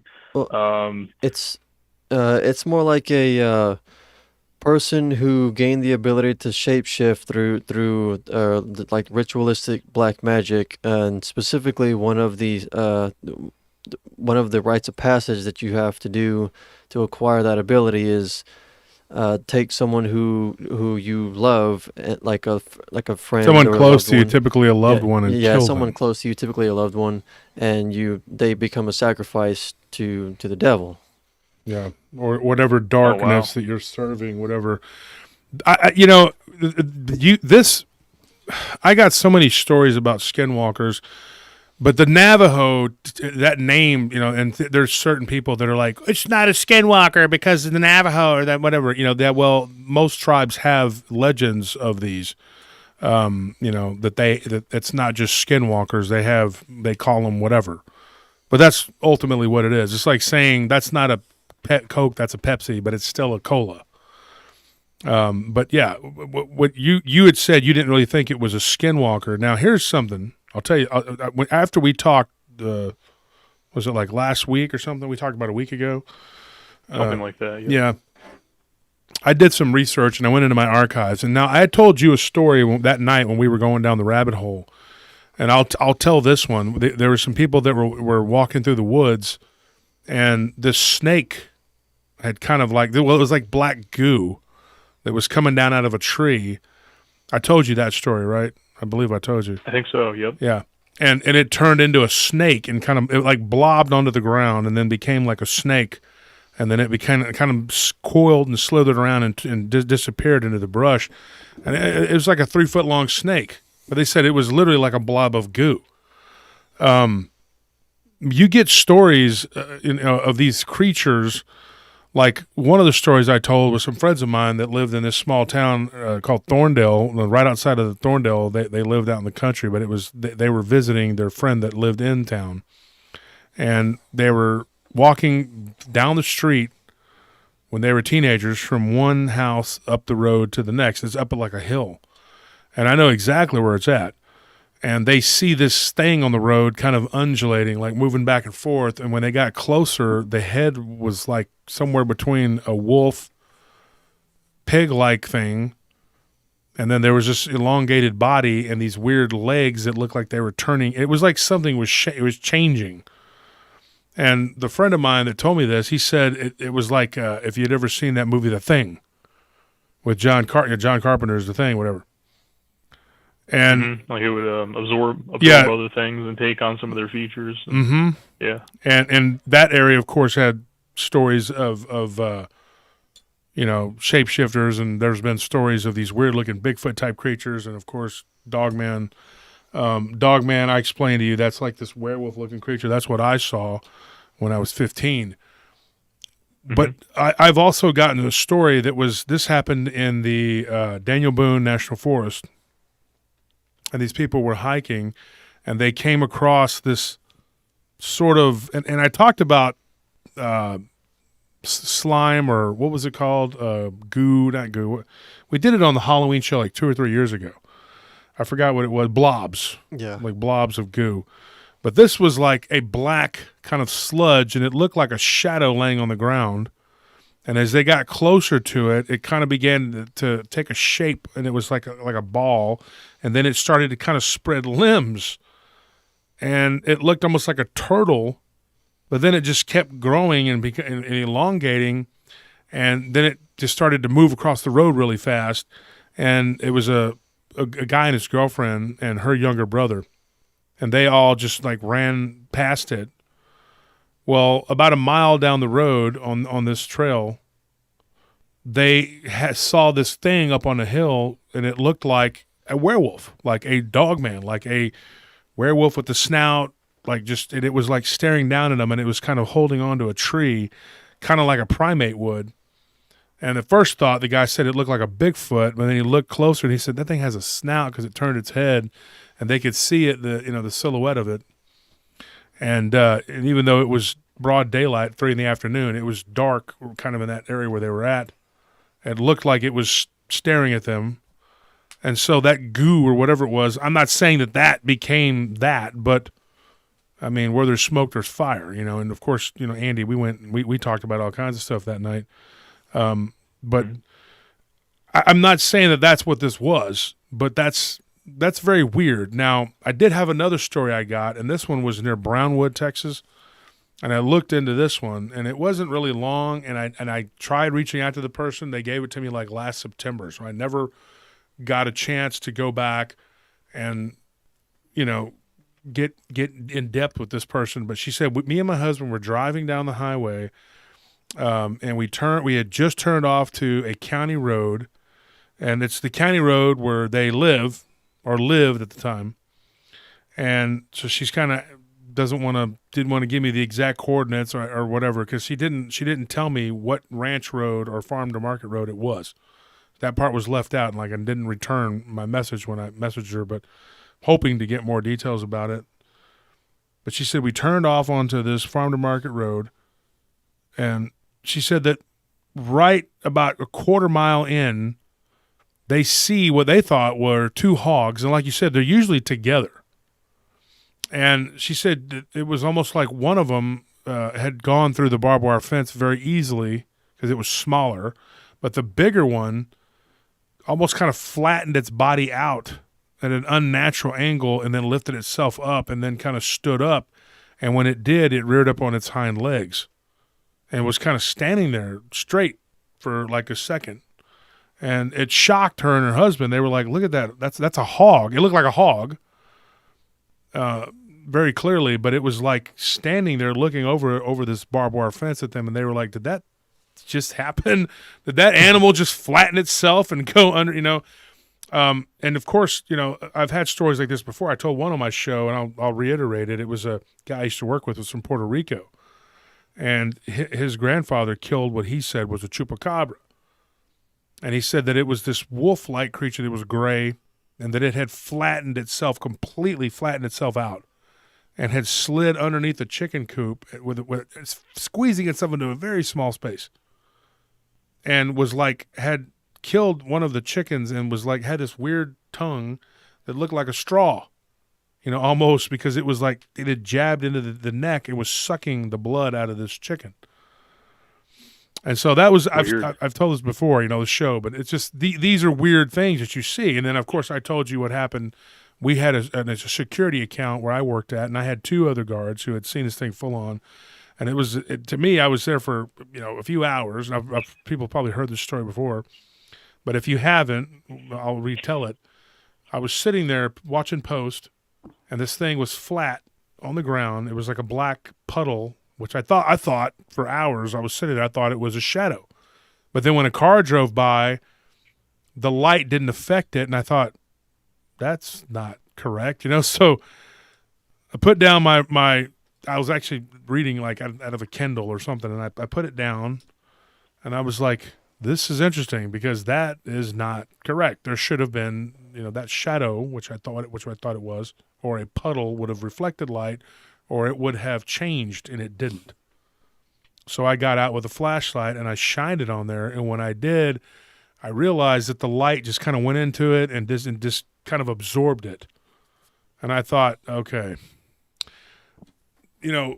having been through the ringer with this kind of stuff already, I knew that there was something not correct about that. And so I got back in my truck, and I went to go move, and that's when this thing kind of floated up. And when it began to move, it looked like a cat. Like the head was, I'd say cat-like. You know what I mean? That's what it looked like to me. And there's more to it. I've told this story before. But anyways, two of my guards had claimed to have seen this. And now Anthony, he's worked at that. He just went to the restroom. But he's worked at that site, too. And he heard these guys tell that story to us, what they had seen. And, of course, like I said, you would hear children laughing and playing. And you'd walk by, because it used to be a school. You'd walk by the walls, and you'd hear knocking on the wall. And one time I knocked back, and then I heard like a bang, almost like a punch, and I was like, okay, I won't do that. I won't do that again. But it was interesting. There was a house next to that place. It was the only house that was on that side of that street on that side next to it. And I remember it was a Head Start program for children, what it was, and we worked the night shift, and there weren't any people there when we were there ever, other than a cleaning crew that would be there like 11 o'clock, and then they'd leave by 1 and they were gone. And that was only 4 days a week. Other than that, you're by yourself. And the neighbor lady had said that one time they saw what she thought was a black floating mass with eyes. And so, there was something there. And it was weird how it was just laying flat on the ground for, a couple of hours, and I just thought that it was substrate. I thought it was the ground. And then it just floats up, and I told you that story the other day. But what you saw is not unprecedented, but it is very odd, very strange, and people see these things in the woods.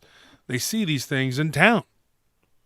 There was a lady who was driving. This happened near Bryan College Station, and she was driving, and there was this thing. It was two ladies, not just one. There was two sisters, and there was this thing in the middle of the road, and they said it just looked like a puddle of like wet, like something like, but it hadn't rained, and they were like, oh look, this big old puddle in the road, and next thing you know, it just kind of morphs up, and what they saw looked like a Sasquatch, like a straight up like Bigfoot. And right before they were about to have to swerve to keep from hitting it, it just took 2 steps real quick, boom, boom, and it was on the other side of the road. And they just kind of went like, whoa. And they were just like, what was that? Because it looked like a flat black puddle that stood up, and then it became what looked like a prehistoric man. Those were her exact words. And I was telling the story about the Child Inc., Anthony, about the weird floating black cat thing that people would see. We had 2 guards there that worked there besides me that saw that. Yeah, and everybody who worked there kept seeing like this like quick shadow out of the corner of their eye. Yeah. Well, 2 guards in particular, though, saw, not everybody that worked there saw the shadows moving out of the corner of their eye. Yeah. But 2 guards in particular, I don't know if we should say their names, but P and J, they saw what I saw. One of them saw it even more in depth than what I saw. Like it followed him. I mean, it was weird. It was just, it didn't hurt anybody. But it was so, I got a really negative feeling from it. I didn't, but even though it felt like something not correct about it, like it was not good, I don't think it was really interested in me. I think it just wanted to go away from me because I was messing with it. It was almost like it was sleeping.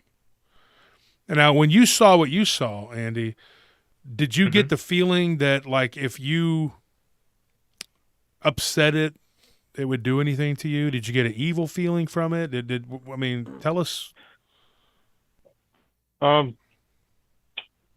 didn't get any kind of vibes like it was friendly. Like I said, the only reaction I really had to it was like down in the pit of my stomach. It was like just a deep primal fear like I've never felt before in my life and haven't since.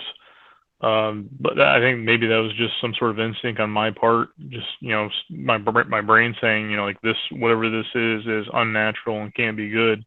But I never got like a sense that it was aggressive necessarily, but just something deep down inside me said, get the F out of here right now as fast as you can. Mm-hmm.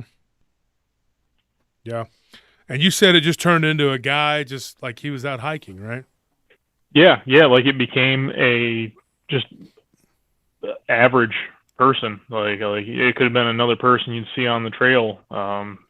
It's usually pretty desolate back in there, but there are other people that hike through as well. But it's usually once in a while, 1 or 2 other people will pass you by on the trail, but usually not too many people. And right now thinking back on it, if I didn't see that happen, he could have stepped out on the trail, and I probably wouldn't have known the difference. He could have been just another hiker to me because it was just so unreal. And like when he started walking was when like the transformation process was complete. And like I said, I couldn't see his face because he was like angled towards me, but facing forward and away from me. I couldn't see his face, but from the side of his head, his neck, hands, legs, those features, it was indistinguishable from any kind of average normal person. That is so weird. Yeah, and it kind of makes you think, like, how many shapeshifters are walking among us right now? I mean, like when it was a hog, it looked 100% like any other wild hog I've ever seen. There was absolutely nothing unique or weird about it in any manner whatsoever.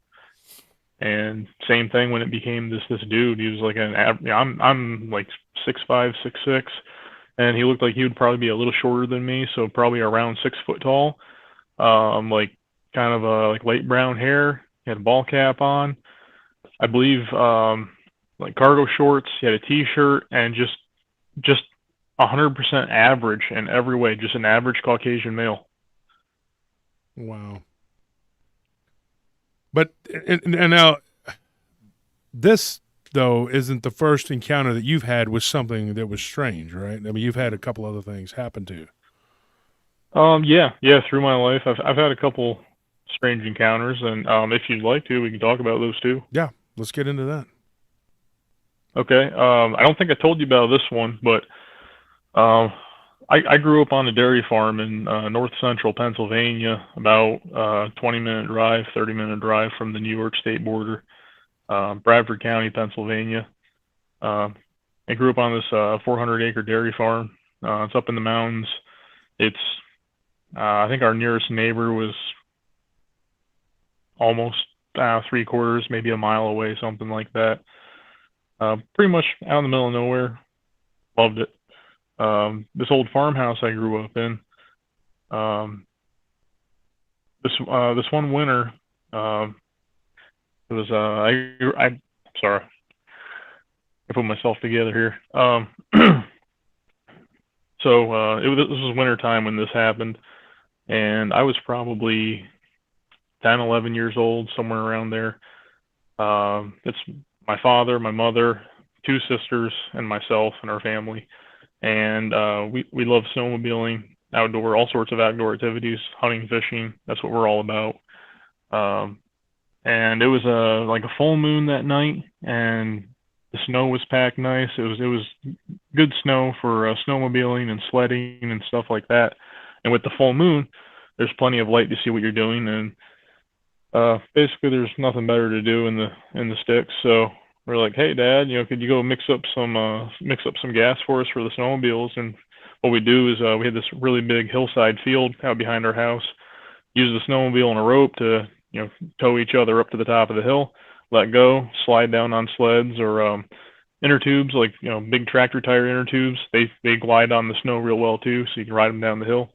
But the snowmobiles were two-stroke, and I didn't know exactly what the mixture was at the time, so my dad would go out and mix the gas for us in the shed. And so my mom was in the kitchen downstairs making dinner.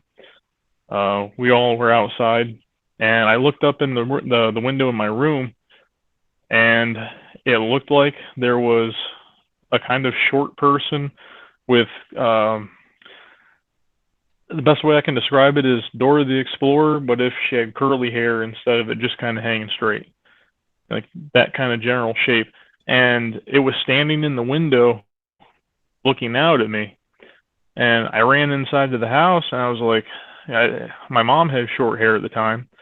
I was like, Mom, were you up in my room for some reason? And she said, no, I've been right here cooking dinner. And I explained to her, I said, well, the drapes in my room were this like real heavy, almost denim material. My mom made them, and so there was no way like they could get wadded up, like like really light sheer curtains. I thought like maybe they're real light. If there was a breeze or something, the old farmhouse was really breezy. Maybe they could have got wadded up and made a funny shape to cast a funny shadow. So I went up there and was looking around in my room, and the drapes are hanging straight because they're heavy. And I was looking for anything in my room that could be casting a funny shadow, and there was absolutely nothing in there. I went back downstairs, back to where I was standing when I saw it, looked back up in my window, and that shadowy figure was absolutely not there. It was clearly just my curtains hanging, the lamp still on in my bedroom, and that thing was gone. So I then told my mom, because she asked me, it seems like something's wrong. You okay? And I explained that I saw this figure, and she asked me to describe it. So I described it. Like a relatively short, I would guess, woman with kind of curly, poofy hair. And she kind of made a funny face at me because she said, "That sounds just like the little old lady who lived here before my great grandfather bought the farm." And she told me the story of when my great grandfather came back from World War II. He bought the farm, and there was a little old lady and a little old man who originally owned the farm and were working it. He passed away, and the deal was that little old lady got to live in the farmhouse, and they more or less like took care of her until she passed. And my mom said she wasn't sure, but she was fairly sure that my bedroom at the time was her room, and that's where she passed away. Oh, that's great. Yep. And that was the only time you saw that happen? Yep, just that one time. Once in a while, it would seem like things would go missing around the house, and they'd randomly show back up. Like one time, it was a iPod I had. I can't remember which one, but it was when iPods were fairly new. Laid it on my bed when I got home from school. I got changed into my barn clothes and went down to the barn to start doing chores. And next thing I knew, turned around and it was gone. And it was laying right in the middle of my bed. I looked high and low. I thought, all right, I'll retrace my steps. Maybe I set it down somewhere else. That kind of thing. I asked my sisters, hey, have you seen my iPod anywhere? Nowhere. The thing was just absolutely gone, like it vanished from thin air. And I kind of got the notion maybe it was, this ghost. So I said, hey, like your presence is known. Excuse me, my throat's getting a little dry. I said, like, would you please return this? I really want it. And I think I went down to the barn, did my chores, came back, and it was laying in the middle of my bed right where I left it. Like odd things like that, but it was I never got any feelings of like hostility or anything like that. Just it seemed more like mischievous, like something wanted to let us know that make its presence known to us more or less. And that was when you were a kid in Wisconsin, right? Pennsylvania. I'm sorry, Pennsylvania. Yeah. So let me ask you a question. Like, and you had said that you had a couple other encounters. That was when you were a child. Anything else happened to you when you were young? Crazy as it sounds, yeah, we saw a UFO at one time. Mm-hmm. It was me and both of my sisters too. It wasn't just me. And we got a good look of it through my great grandpa's. He was in the Navy, and he brought home his spotting binoculars. He used them for bird watching. His passion was bird watching, so he always had them in the house. My mom did that. And so I'm always looking up at the sky, I guess, just always keeping an eye on things. And I noticed something in the sky, and I was like, oh, maybe it's like a plane or a helicopter or something. So I watched it for a minute and realized it wasn't moving at all. I know sometimes like a plane really high in the sky, they're so high up that it almost looks like they're sitting still, but if you watch for a while, you can tell they're moving really slow. But this thing was not budging an inch, just sitting there in the sky. So ran up, grabbed my grandpa's bird watching binoculars there out of the back room, went down to the barn, which the barn in reference to our house is like 200 yards away across the road and down below the house.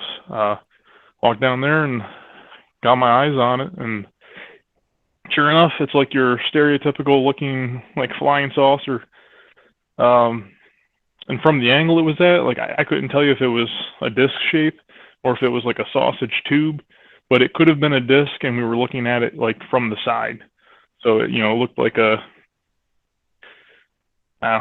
tubular, but if it were if we were looking at the top or bottom, it could have been a disc, but we were looking at the disc from the side, like that kind of thing. Wow. And the weirdest part about it was, I'll draw it out sometime, and I'll send you a picture of it on like Facebook Messenger, just so you can see what I'm talking about. But it had like the center part of it, like your stereotypical flying saucer, like a center rim, like a little hub in the top, a little hub on the bottom. And I remember there was like a little nub of like an antenna, but I can't recall if it was sticking out the top or sticking out the bottom, but there was definitely a little antenna sticking out somewhere. And there's a row of windows across the middle of it. And the creepy part was we could definitely see the outline of a humanoid figure standing at the window. It's like these windows were like tinted like charcoal gray, but this humanoid figure was pitch black, so you could see it against the tinted window, but you couldn't see like any features, but it was just a definite humanoid figure standing there. And judging by this humanoid figure, if it was a 6 foot tall man, that would have made those windows approximately 30 foot tall, and they were almost square, but they were slightly rectangular, so maybe 30 foot high by 40, 45, 50 feet wide. And I think there was maybe five, I think it was an odd number, like 5 or 7 windows were visible to us from the side profile of this thing. And it just hovered in the sky for, probably 2 or 3 minutes. And in this time, I yelled at my sisters. I was like, "Hey, there's a UFO," and they're like, "Yeah, okay, whatever." I was like, "No, for real, like, there's a freaking UFO right here. Come see." So they're like, "Yeah, okay." And they come down, get the binoculars up on it. My sister's jaw just like dropped to the floor, kind of thing. And then eventually, she let my little sister Becca have the binoculars. Same thing. We're just like, "Holy crap! Like, we're really seeing this." And we're like, "Becca, go into the barn." My parents were in there milking cows yet. Said, "Tell them to get out here right now. They need to see this too." So of course, they're busy doing their barn chores at the time, and they're like, "Oh, UFO. Yeah, okay. We'll be right out there any minute now." So they didn't come out. Of course, they didn't really believe what we were saying. Thought we were just pulling some sort of a prank. So it seemed like we were watching this UFO sit there in the sky forever. It was probably only a minute or two it was there, and when it took off, I remember hearing like a hollow pop, like when a light bulb breaks. It's like a kind of a pop because it's a vacuum. Like inside of a light bulb's a vacuum, so it's not air blowing out. It's getting sucked in when it breaks. It's a different kind of sound. So like a hollow pop is the best way to describe it. So I remember hearing that sound, and when it took off, it was just like a yellowy white streak off, up and away, off into the distance, like it took off for outer space.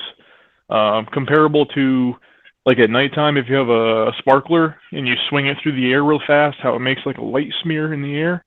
It was like when it took off, it had like a yellowy white light smear behind it, that kind of thing, and it just like faded away, and then it was gone.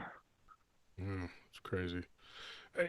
And when we started talking, and I asked you about your experiences, and I told you like I think the reason you were able to see that thing changing and kind of becoming like morphing, and I think most people that can see something like that, typically that's not the only experience they've ever had, because those typically people that can catch things like that are experiencers. That's what I call them, and that's what I was telling you about the other night. And you've had a Bigfoot encounter too, right? Yeah, yep. On the same farm. I was hunting coyotes one night with my buddy Jesse. Let me ask you a question before we go any further, though. Do you think that, like, because you hadn't had a lot happen since leaving that farm until you had the thing happen in Florida, so do you think that I was just going to bring that up too. It occurred to me. Someone had said that area is like a nexus or a hot spot for paranormal activity, and now that I'm thinking about it, I think they're right. Something about that area, there's just a lot of weird stuff going on. Because this Hogman shapeshifter thing, it's the only weird thing I've experienced down here in Florida. Yeah, Jed Arcega in the chat says, "I see shapeshifter in the title. Did I miss the shapeshifter story?" Jed, I guess you did. That'll teach you to get here on time, young man. We're not going to run on your time. We're not on Jed's time. Okay, we're on our time. You understand that, Jed? Jed, you got that? Huh? All right, just let you know. This isn't Jed time. This isn't the Jed show. Way to go, Jed. This is Paranormal Roundtable with Josh and Tony and Andy and the other guy. But the bottom line is, Jed, be on time. But anyway, go ahead. I just wanted to let everybody know that he did. We were talking about a shapeshifter. In case you're just joining us, and shame on you for not being here, just eagerly awaiting us to give you knowledge. Aaron Shaw, thank you for that donation. We greatly appreciate that. Andy, I tend to agree with what you said about that. There are areas where there's like, and like I said the other night when we were talking, there's a difference between portals and vortexes. I really think there's two different things. And I'm not going to get into the whole whatever, but I believe that sometimes people can tune in and see more than the average person. Like I have a friend who's like that, and he's it's just, I think now he's like a line cook, or like he's not like doing, like he's had mental health problems. And the first thing that you're conscious to mind, oh, this guy's seeing all kinds of crazy stuff. He doesn't want to see this stuff. But one thing that he can do is literally he can bring witnesses and people that I know in my world, and they can attest to that they saw this together. So he's had multiple. There's a place called Peter Pan Golf here in Austin. It was very popular. Is that still around? For now, yeah. It's surprisingly, Peter Pan Golf has survived. It's still there. I thought it died during COVID, but I guess it's still around. It's like right there off of Barton Springs. But he used to go and hang out there, and he, like I said, he battled mental illness, and he tried all these different medications and stuff. And some of them would make him see things. But the crazy thing is that one of the buildings he was working at, and his girlfriend and him met at Peter Pan Golf. They went on a date, and then they fell in love. And so I don't think they ever got officially married, but they lived together for years. And I've known this guy for a long time. He's a friend of mine from the old days. His name is Lee. He told me I could use his name. He didn't care. But one thing I know about Lee is that he's had experiences. Like he was working at a hotel with a friend of mine who runs the hotel. It's a very big hotel here in Austin, and I don't know if my friend wants me saying it's haunted or whatever, because I don't know how he feels about it, but he was able to see these spirits, and other guests would confirm, yeah, this is what happened. And he was like, I saw this thing following this guy down from the third floor in the elevator when they went up there to give towels to the guy, and it was in the elevator. And it had a bird-like appearance to it or whatever. Well, couple days later, there was a woman that stayed the night there, and she came down and she was hysterical and said there was this. She woke up and sitting on the desk of this hotel room, there was a bird-like entity staring at her. And what he said precipitated that. Like he said something about it, and then when I talked to the manager, who was his friend, like I know this guy. He said, yeah. He goes, it's weird because Lee sees things and he can see stuff. Somebody walks in, he'll see something on them. So I think he's an experiencer, and I think he's somebody who saw something kind of similar to what you saw, and what was walking down a trail where there was a homeless encampment, and he saw what looked like a man laying on the ground, and he was with his I think it was his nephew, and his nephew and his sister. And they were walking, and as the man rolled over, they said that it looked like his face began to kind of come apart, kind of like it was falling off of his head. Like they just saw that, and then they just kept walking, and they didn't stop and stare, and the little boy became frantic and scared, And I believe I told you the story, too, about there was a guy who saw someone who had no face at all. I think I told you that story when we were talking about the catering event. Yeah. Mm-hmm. Yeah. And it was very weird. I'm gonna get into that one day on the show. But they were doing a catering event, and this guy had no face. And like this woman came in the room, and she saw a person moving around, and when that person turned, they had no features, no discernible features at all on their face. It was like just a blank. And she was just in shock, and so she turned around and just walked back out. And later on, one of the people that worked there said that person didn't work with them, and they didn't know who they were.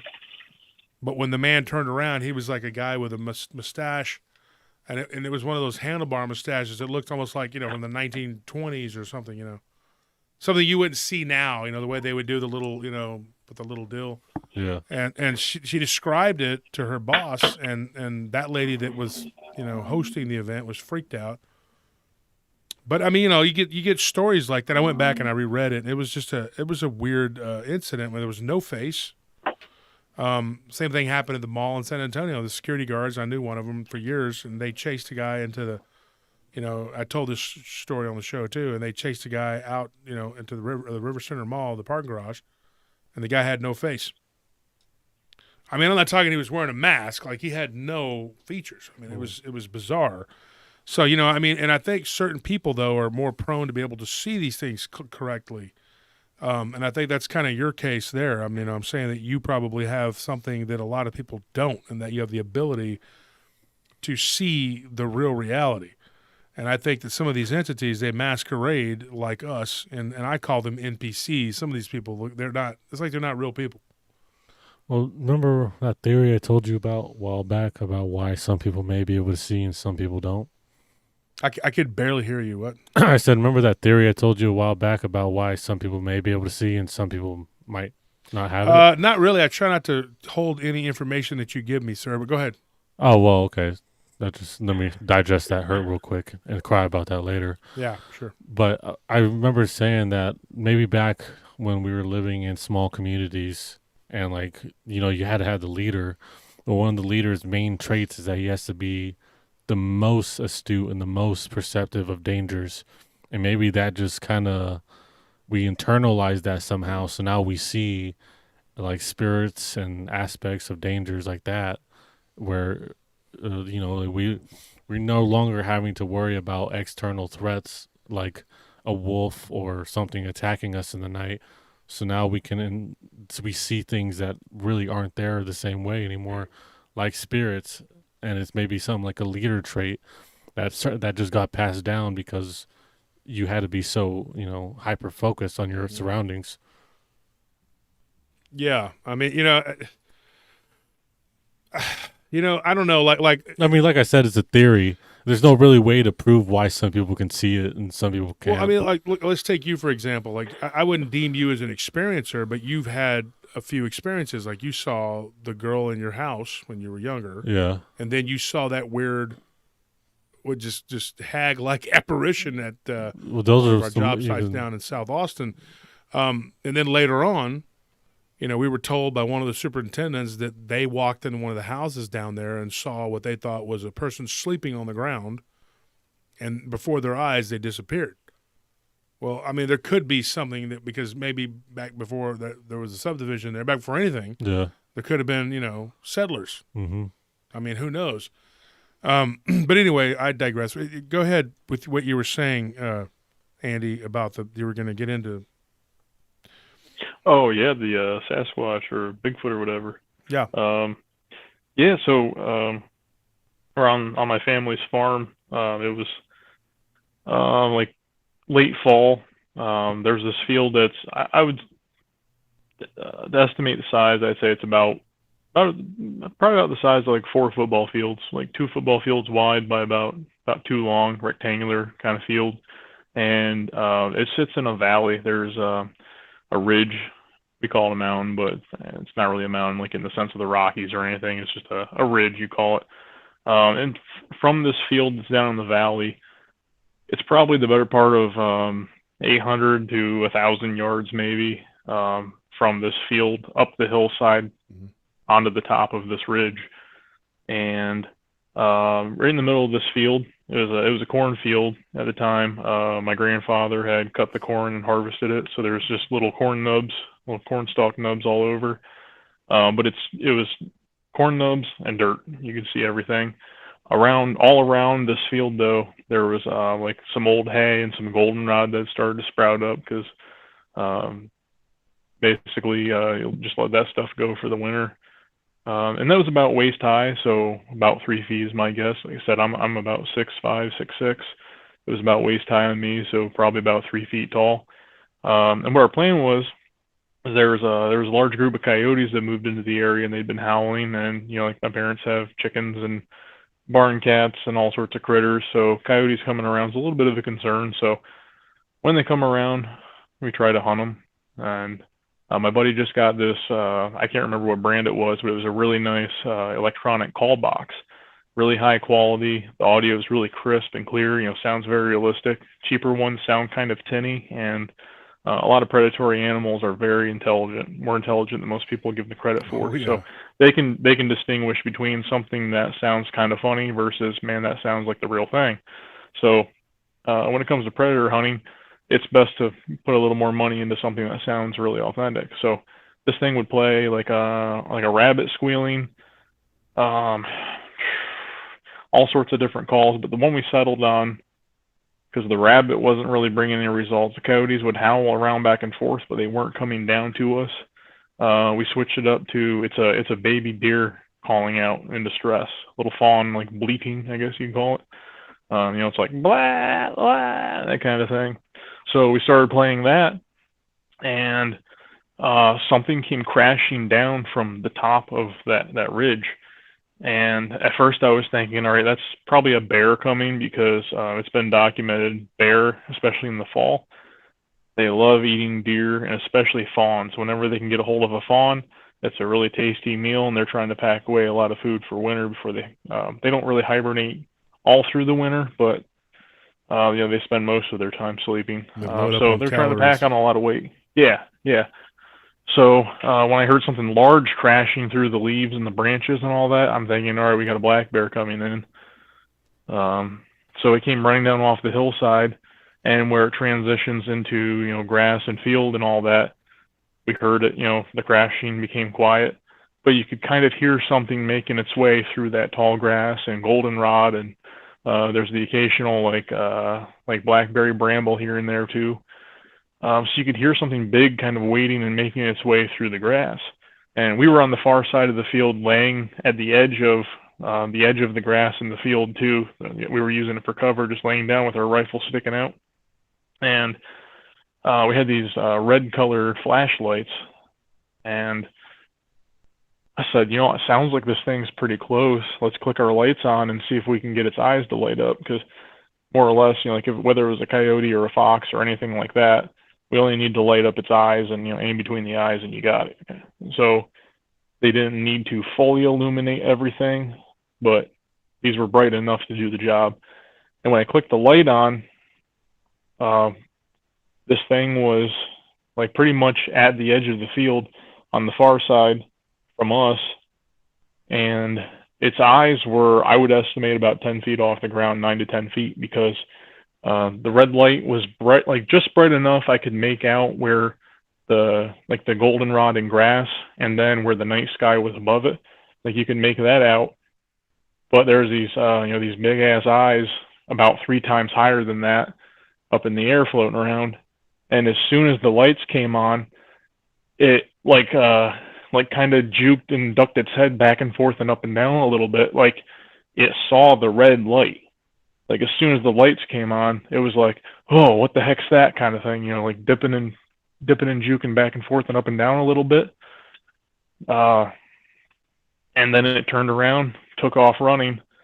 We heard it run back up the hillside up on top, and then there was this real sharp crack, like it was almost as loud as like a rifle shot, but it was definitely like wood on wood kind of thing, like an oak baseball bat being swung with ungodly strength, smashing into the side of another hardwood tree of some sort. And then I realized, I was like, holy shit, that was drumming, they call it. Like I'd seen on some paranormal shows before, they'd say like Bigfoot's drum, they call it, take a branch and smack it off the side of something. But I thought they were full of crap, because I'd never heard anything like that in my life, and I spent my whole life more or less on the farm and the outdoors, hunting and fishing.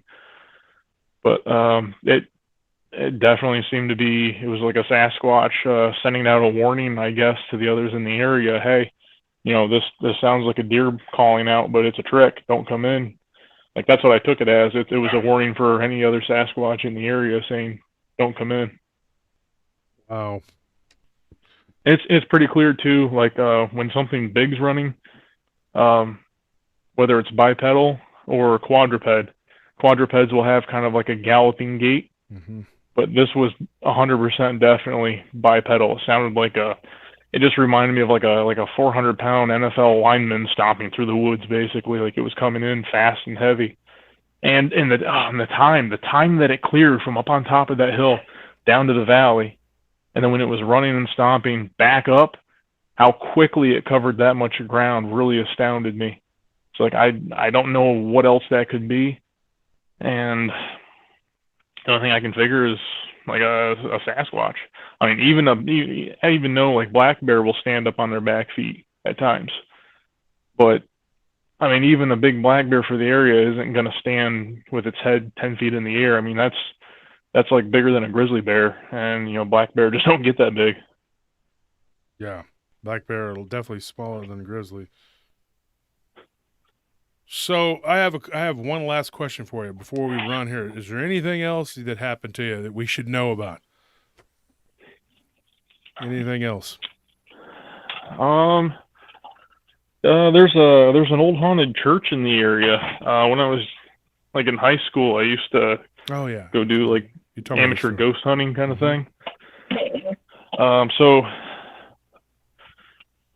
Basically the story of the place is, like way back, I want to say the late 1700s, early 1800s, somewhere in there. There was like German Baptists more or less settled the area, and it was just a small little community. Basically, they built this church. It kind of served as their town meeting hall, and basically the leader, the preacher, more or less, gathered everyone up and chained the door shut inside, burned the place to the ground with everyone inside. Rumor has it he was more or less a practitioner of like black magic or like Satanist, something like that, and more or less he sacrificed the community and himself in some sort of like dark ritual sacrifice. And then after that, people rebuilt right on top of the same place. Like they basically just shoved the ashes into a pile, flattened it out, and then they rebuilt like the current structure that's there today. And it's a well-known hotspot in the area. It's very haunted, I would say, from my experience of a couple local places doing ghost hunting. It's very, very haunted, very active there. So to give you an idea of the layout, basically there's the building's probably maybe like 30 feet wide by probably like at least 60, maybe 75 feet deep. Basically a large rectangle. The front has it's a big porch on the front, and there's 2 entrance doors. As you go through either entrance door, it's a small hallway. In between those 2 hallways, on the inside, there's like a preacher's pulpit, but you can't see it when you go through either entrance. Like I said, it's like a short little hallway. Off of the hallways, you can on the left entrance you turn left, on the right entrance you go right, and that takes you onto the stairs that then take you farther inside the building, and it's like a horseshoe shaped balcony that goes around the inside. And the inside of the building, the main part, it's 2 stories high, and it's all open from the ground floor right up to the roof. So we went into this place because we heard it was haunted, and sat down on the pews, my buddy Kyle and I, and had a little tape recorder going, and we just basically sat there, and it was just kind of like sit there, clear your mind, just look and listen kind of thing. And he looked over at me and was like, "Hey, knock it off, man." And I thought he was just messing with me because he's kind of a goof like that. I was like, I'm not doing anything, man." He said, okay, whatever. And it was dark by then. A couple minutes later, he said, "Hey, I said knock that off." Like, "God, I'm not doing anything, man." So I scooted like 4 or 5 feet away from him, and he was like kind of looking straight ahead and then off to the left and then behind him. And then he said, "Dude, I said knock it off." And I said, "Hey, look over here, man." So he looked over at me, and he could see that I was clearly like more than arm's reach away from him. And I saw like the color in his face just drain away. And I was like, "It's like, you okay, man? Like, talk to me here." He said, "Something's been grabbing my leg and pulling on it. I thought it was you reaching over and yanking on my leg to freak me out." And I was like, "No, I swear I haven't done that to you, man. I wouldn't screw with you like this. Like, I'm taking this kind of serious." And it wasn't long after that, the pews we were sitting at on the ground floor were pretty much underneath where, if you were at the front of the building, it would be the stairs on the left side that go up to the horseshoe balcony. Right above us, like it was like right where the landing was, where it met the the actual balcony.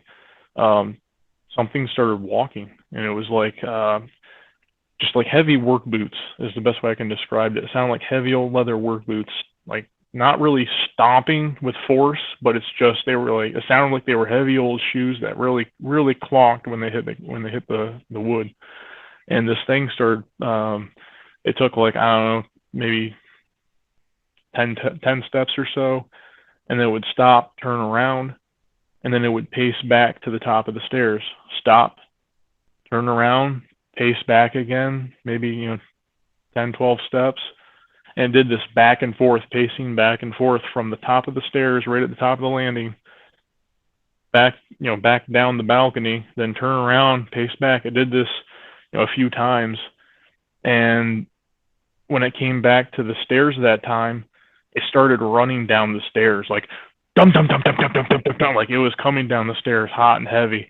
And my buddy Kyle like literally scrambled, jumped, and climbed over me, leapt out of the pew, took off running. And the thing is, to get outside, you have to run by that doorway where the stairs that come down off the balcony, they come to that doorway that's in that little hallway right before you go outside onto the front porch. So like he just booked it past it, and like the whole time, basically when he got past me, I'm like, well, I'm not sitting here by myself for this. So I got up and I was running right behind him.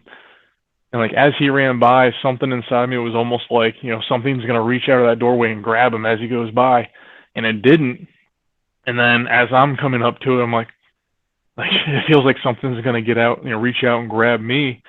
So like as I ran by, I clicked my flashlight on and I shone it in the doorway as I was going by, and like as I was running past, I was able to shine it up the stairs, and there was nothing there. Like even the layer of dust that was on the stair steps, I could see hadn't been disturbed by anything. And this thing, when it was running too, when we got up and started running, it just came to a dead stop, like about halfway down the stairs, maybe. And like this thing was moving, like dum dum dum dum dum dum, dum coming down the stairs fast, and it just like on a drop of a dime just stopped. So like if it was a person or an animal even, running down the stairs, like it would have momentum, so it would have to take a couple steps to slow down. Like you would hear it slowing down, but this thing was from a dead sprint coming down the stairs to just like it vanished just like that. And we got outside, walked up through the graveyard back to my car where it was parked. It was kind of like uphill from the church.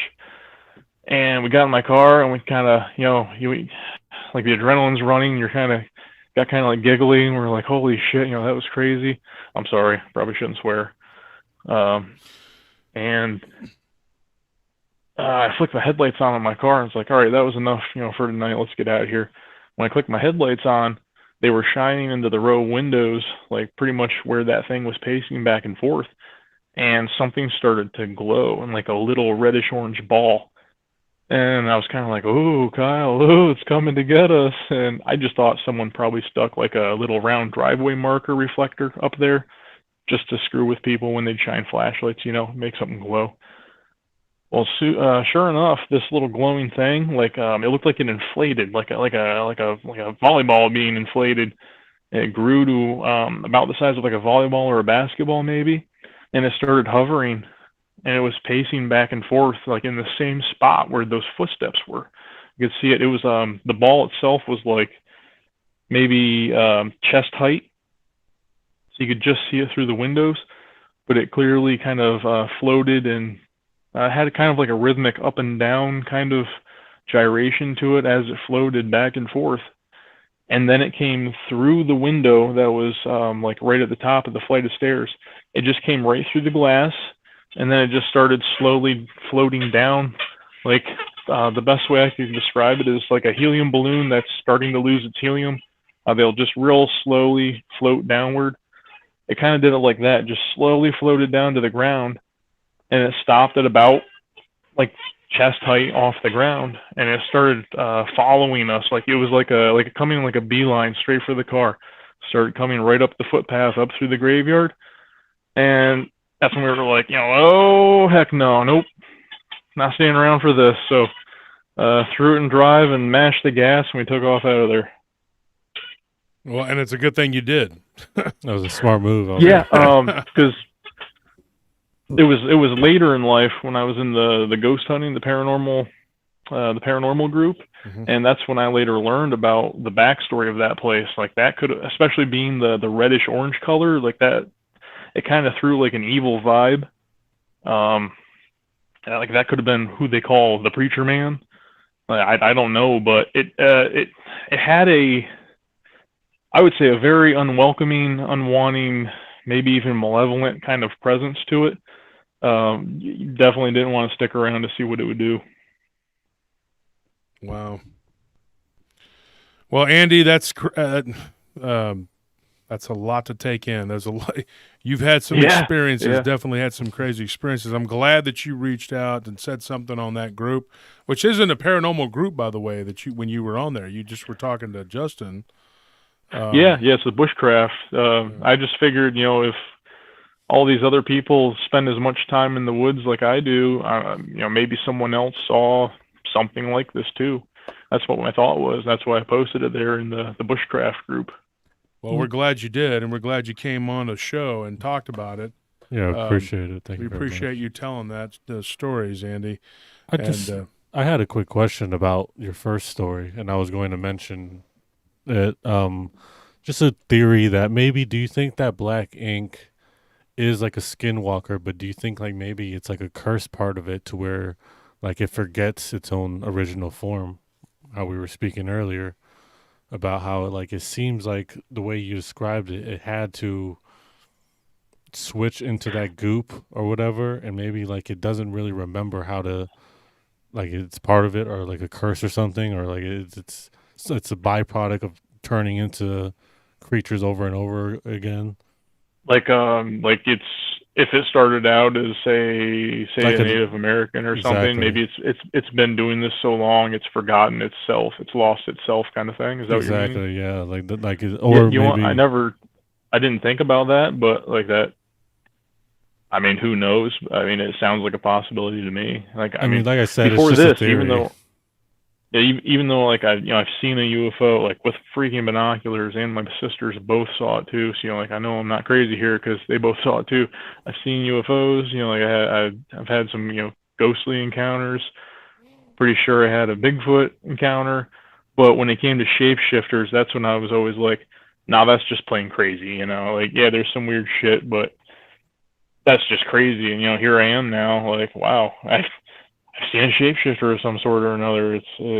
I mean, that's why they have that saying: "See it until you are. You got to see it to believe it." So I mean, yes. Absolutely, yeah. And for the most part, I'm pretty skeptical too. Like I feel like whenever there's something kind of weird, there's got to be a rational explanation to it. But now even like seeing a shapeshifter for myself firsthand, if someone else was like, "Yo, I saw this," I would probably still be a little skeptical. I think it's just my nature. I'm a little skeptical. Yeah, but there's really no like excusing away. There's no explanation. Yeah. Some people just don't turn into goop. No. Animals and people don't turn to goop, and goop doesn't randomly become people. So like, I don't know.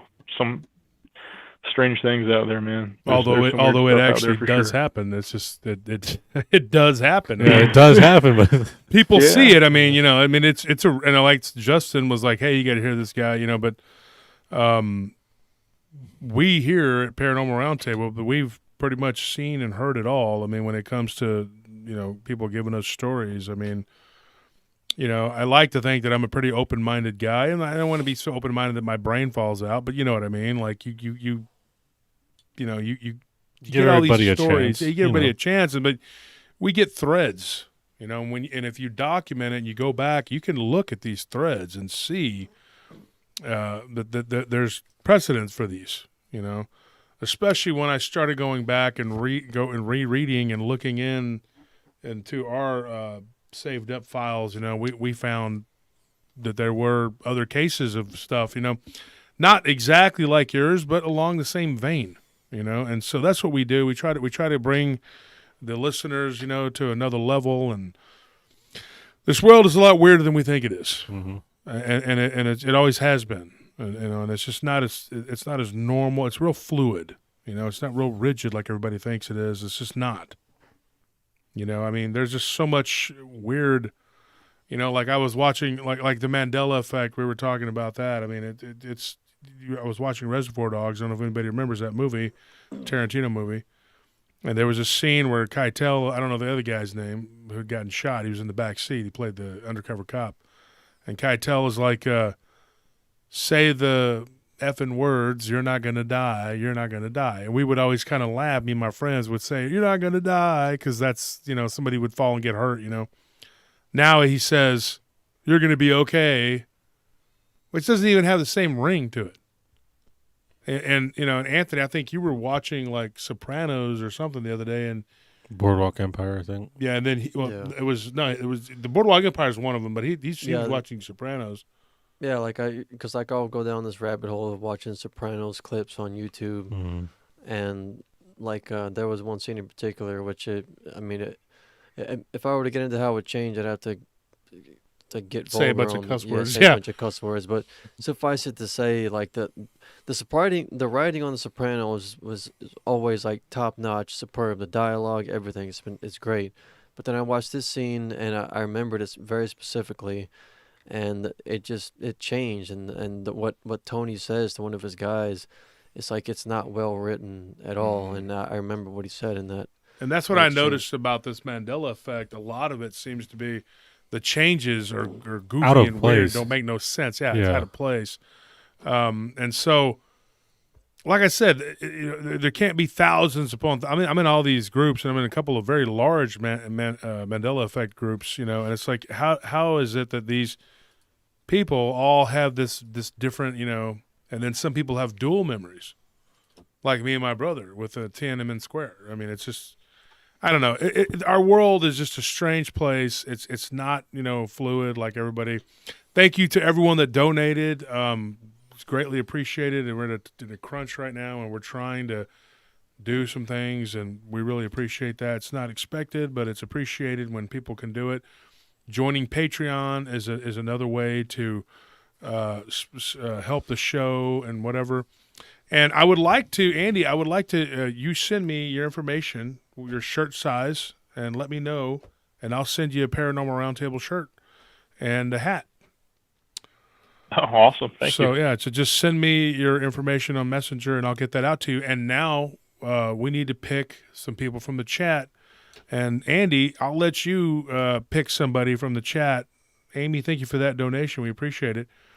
And if you can see the chat on your end there, Andy, you can pick someone from the chat, and then we'll pick the other one for a Paranormal Roundtable hat, like so.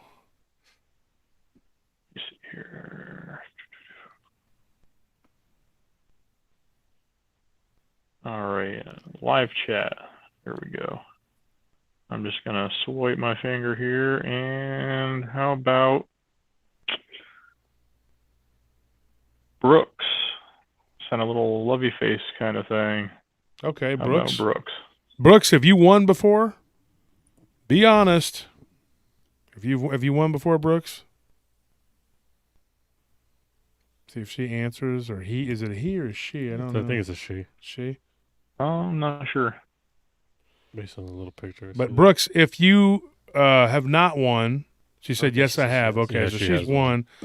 So let's try to find someone who hasn't won, because Brooks, don't be greedy. Don't be greedy. But if we can't find someone else, then we'll just have to give it to you, Brooks. But let's try one more time. Let's find someone who hasn't won. All right, eeny, meeny, miny, mo. How about Blue Cruise? Blue Cruise. Let's see. Who's Blue Cruise? Blue Cruise, have you won? We did so many giveaways that so many people have won, Pork and Beans is asking, won what? Won anything? Is it because we want to try to get as many people to win as possible. Blue Cruise, are you there?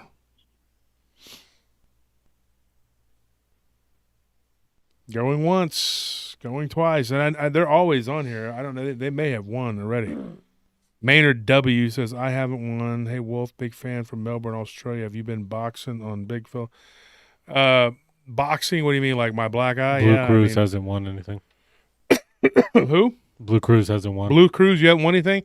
Send us your information. You can email it to me from our email, joshturner@prtpodcast.com, joshturner@prtpodcast.com. Madeline Sepulveda says, hey, Josh, sorry for joining late. Hope all's well. Do you guys have a date for the conference yet? My husband and I want to make a conference road trip. Make a road trip out of it. Stick around a few days after the conference. Folks, my eyes are burning in here. Yeah. And my throat is I don't know what's going on. It's been tough in here. I've been sneezing like crazy. I keep having to close my eyes. They're burning so bad. So, Blue Crew says, okay, we'll do. So you got that. And so we're going to let you run, Andy. I appreciate you coming on. Thank you so much. Stay in touch. And if anything else weird happens, you hit me up. All right. Thanks Let for us having me, let guys. us know if those the Native American people get back Yeah, to and if you got any information or updates, hit me up for sure. Oh yeah. I think maybe tomorrow I'll give them another call and leave another message because I'd love to know just from my own. Yeah, I'm hoping curiosity. something could turn up on there, and it'd be really neat if they have, in their tribal lore, if they have some sort of thing that matches that description. That would be awesome. Mm-hmm. Definitely, we'll keep everybody posted. In the meantime, Andy, join the Paranormal Roundtable group on Facebook, and like and subscribe to the channel. And thank you for being a part of the show. And I'm going to send you your stuff. Just hit me up with your address, your shirt size, and whatever. All right, will do, Josh. All right, man. Thank you, Andy. Thank you very much. All right, bye. Bye.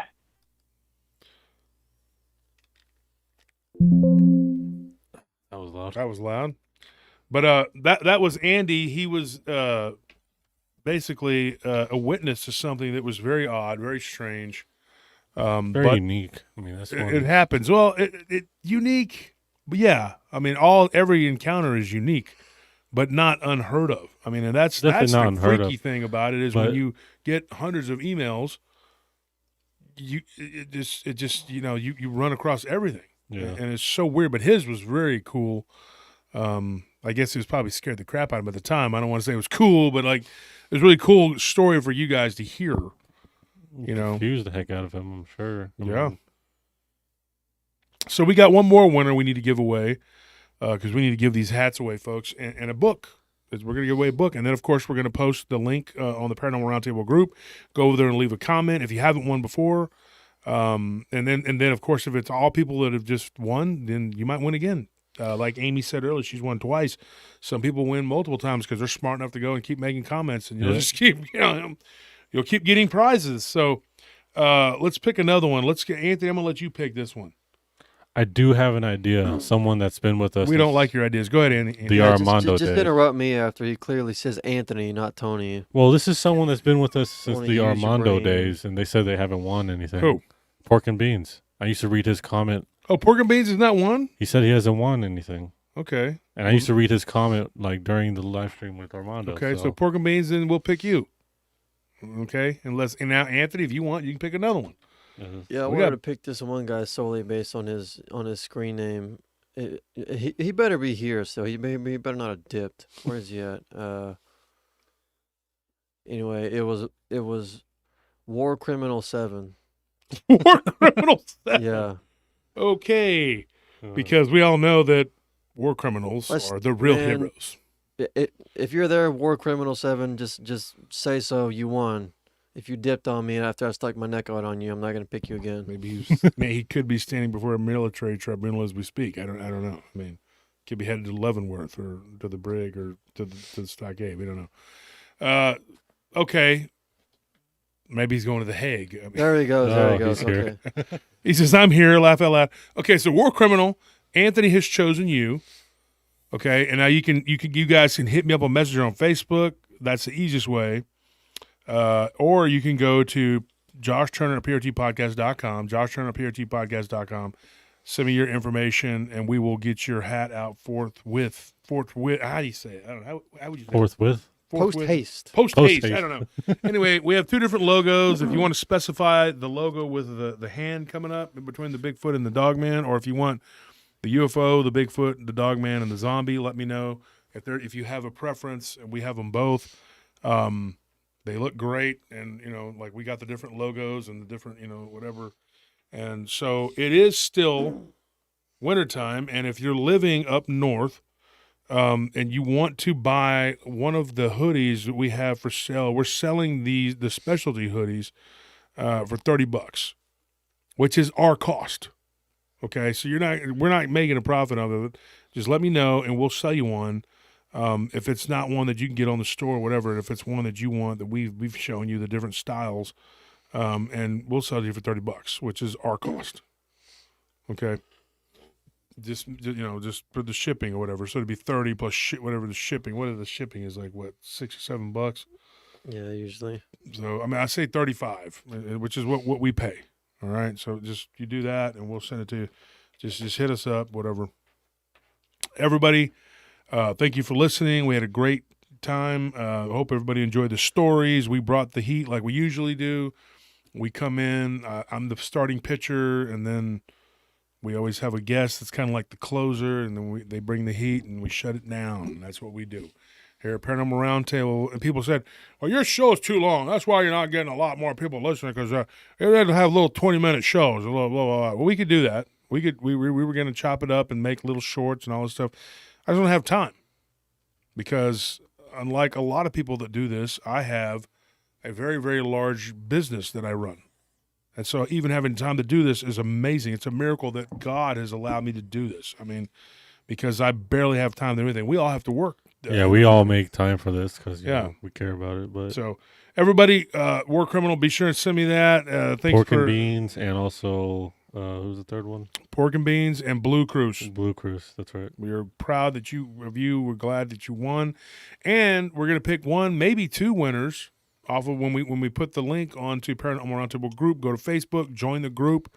And if you want to send me a friend request, please, please, please let me know that you're a listener of the show so that I can approve it. I've been unfriending people left and right, which I actually like to do that. I know that sounds weird. It sounds like some kind of arrogant crap or whatever, but Well, it clears up more space for people who actually matter. yeah, and that's why I like to do that, because I want to clear out people that want people that they listen to the show, they're fans, they want to interact with me. And let me clear something up. I want to say something. Everybody was giving me some grief about. I'm gonna say everybody. That's a general statement, but there's people giving me some grief. They're like, "Well, you should have been honored that you were invited to go to the cryptid conference in the first place, the one in San Antonio."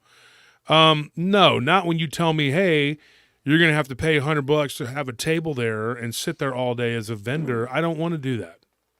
Now, if you'd asked me to speak, I honestly probably don't have the time. I may have just declined, but I would have promoted your show. And I would have been like, cool, go check out these people's cryptid show. But you have a cryptid conference in my backyard, which is in San Antonio. I'm in Austin. It's like 90 miles away or whatever, 80 miles, whatever. And then you want me to just go sit there and be a vendor and pay you? Well, I paid for the privilege to go to the Jefferson conference, Bigfoot conference up in Jefferson, whatever. I will never, ever, ever, and I can't emphasize this enough, go ever to that conference again. It was pretty dead, first of all, and I gave a massive donation. I got nothing out of it. I was supposed to get promoted and all sorts of stuff, get anything. It got nothing. I'm not going to get into who the guy is or whatever. Suffice it to say, you go do the math. I will never work with that individual again. Yeah, I mean, pretty much from what I've experienced, unless we're hosting it ourselves, we just haven't really. I personally haven't been to a good one. Yeah, we haven't been. Well, I mean, I've been to a couple. I went to the UFO one. I mean, I haven't been to as Antonio, many which as was you, cool. obviously. The one up in Mineola was cool, but that one up in Jefferson, the Texas Bigfoot conference, whatever, Left a bad taste in my no mouth. bueno. That's a horrible taste in my mouth. I won't support it. I will never go to it. And if you go to it, you're going to be bored to tears. As far as what I saw, it was pretty bad. There's nothing there. It's a little nothing town. We couldn't even get our card swiper to work, so we gave away a bunch of merchandise because we couldn't. A lot of people didn't have cash. Well, yeah, I mean, it just like we couldn't connect to the internet, so we Didn't couldn't make even a- get make our a things dime. to work. So we just had to wing it, basically. And then, because there's no internet service, hardly, it's like Podunk Town, whatever. And then we were treated kind of rudely by who's supposed to be the host. I'm not going to get into it, but if you said something to me about it, whatever, yeah, I'll say something to you about it, and I'll definitely tell you how I feel. I've kept my silence about it, but I'm just going to tell you that right now. But don't care. I'm not going to get into it. So, if somebody says something to me about it, I said, don't talk if you don't know the circumstances, because I don't have time to sit there and chit chat and do all this other crap.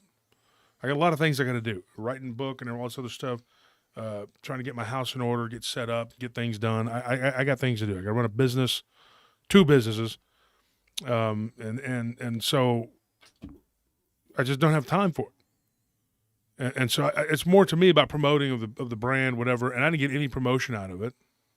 A guy thought it was like a big joke or something, which is not. He's a big joke. I can tell you that. I'm not going to say his name on here unless he says something stupid. Then I'll go after him. But I'm not going to. I don't have time to be embroiled in these silly conflicts. Although I do enjoy sometimes just really lampooning people that deserve it. But so far he hasn't really said anything else, so I'm not worried about him. But yeah, here's the thing. The conference, we're going to have the conference, is going to be September? Is that correct? Did we agree on September? Yeah, September's good. September, and it's going to be in Fort Worth. And I'm not going to change that, and based on what everybody wants or whatever, you go or you don't go, have fun, okay? Because I'm going to do what I'm going to do. And we decided against going to Roswell because it's harder for people to get in and out, and Fort Worth is easily accessible to people. There's an airport, DFW. You can fly in, whatever. And so we're part of Fort Worth, hopefully near the stockyards, because then people can go and check out the pretty city, whatever. They can see the stockyards, historic and whatever, and hopefully we can get something going up there. Some barbecue, hopefully. Yeah, I mean, there's a lot of cool stuff there, but yeah, and we'll probably have the same caterers. I'm sure I know. In fact, I know we will. So Fort Worth will be where we're at. And I think we're going to do it. I think we're going to start selling tickets probably next month. So we're going to get it set up. We're going to get it going. Everybody that participated in the show, thank you so much. If I missed anybody, sorry. An impromptu truth, you need to let me know about those the 3D printing deals. We got to get that going on those. Okay, guys, I'll see you. Thank you for being a part of Paranormal Roundtable. Good night.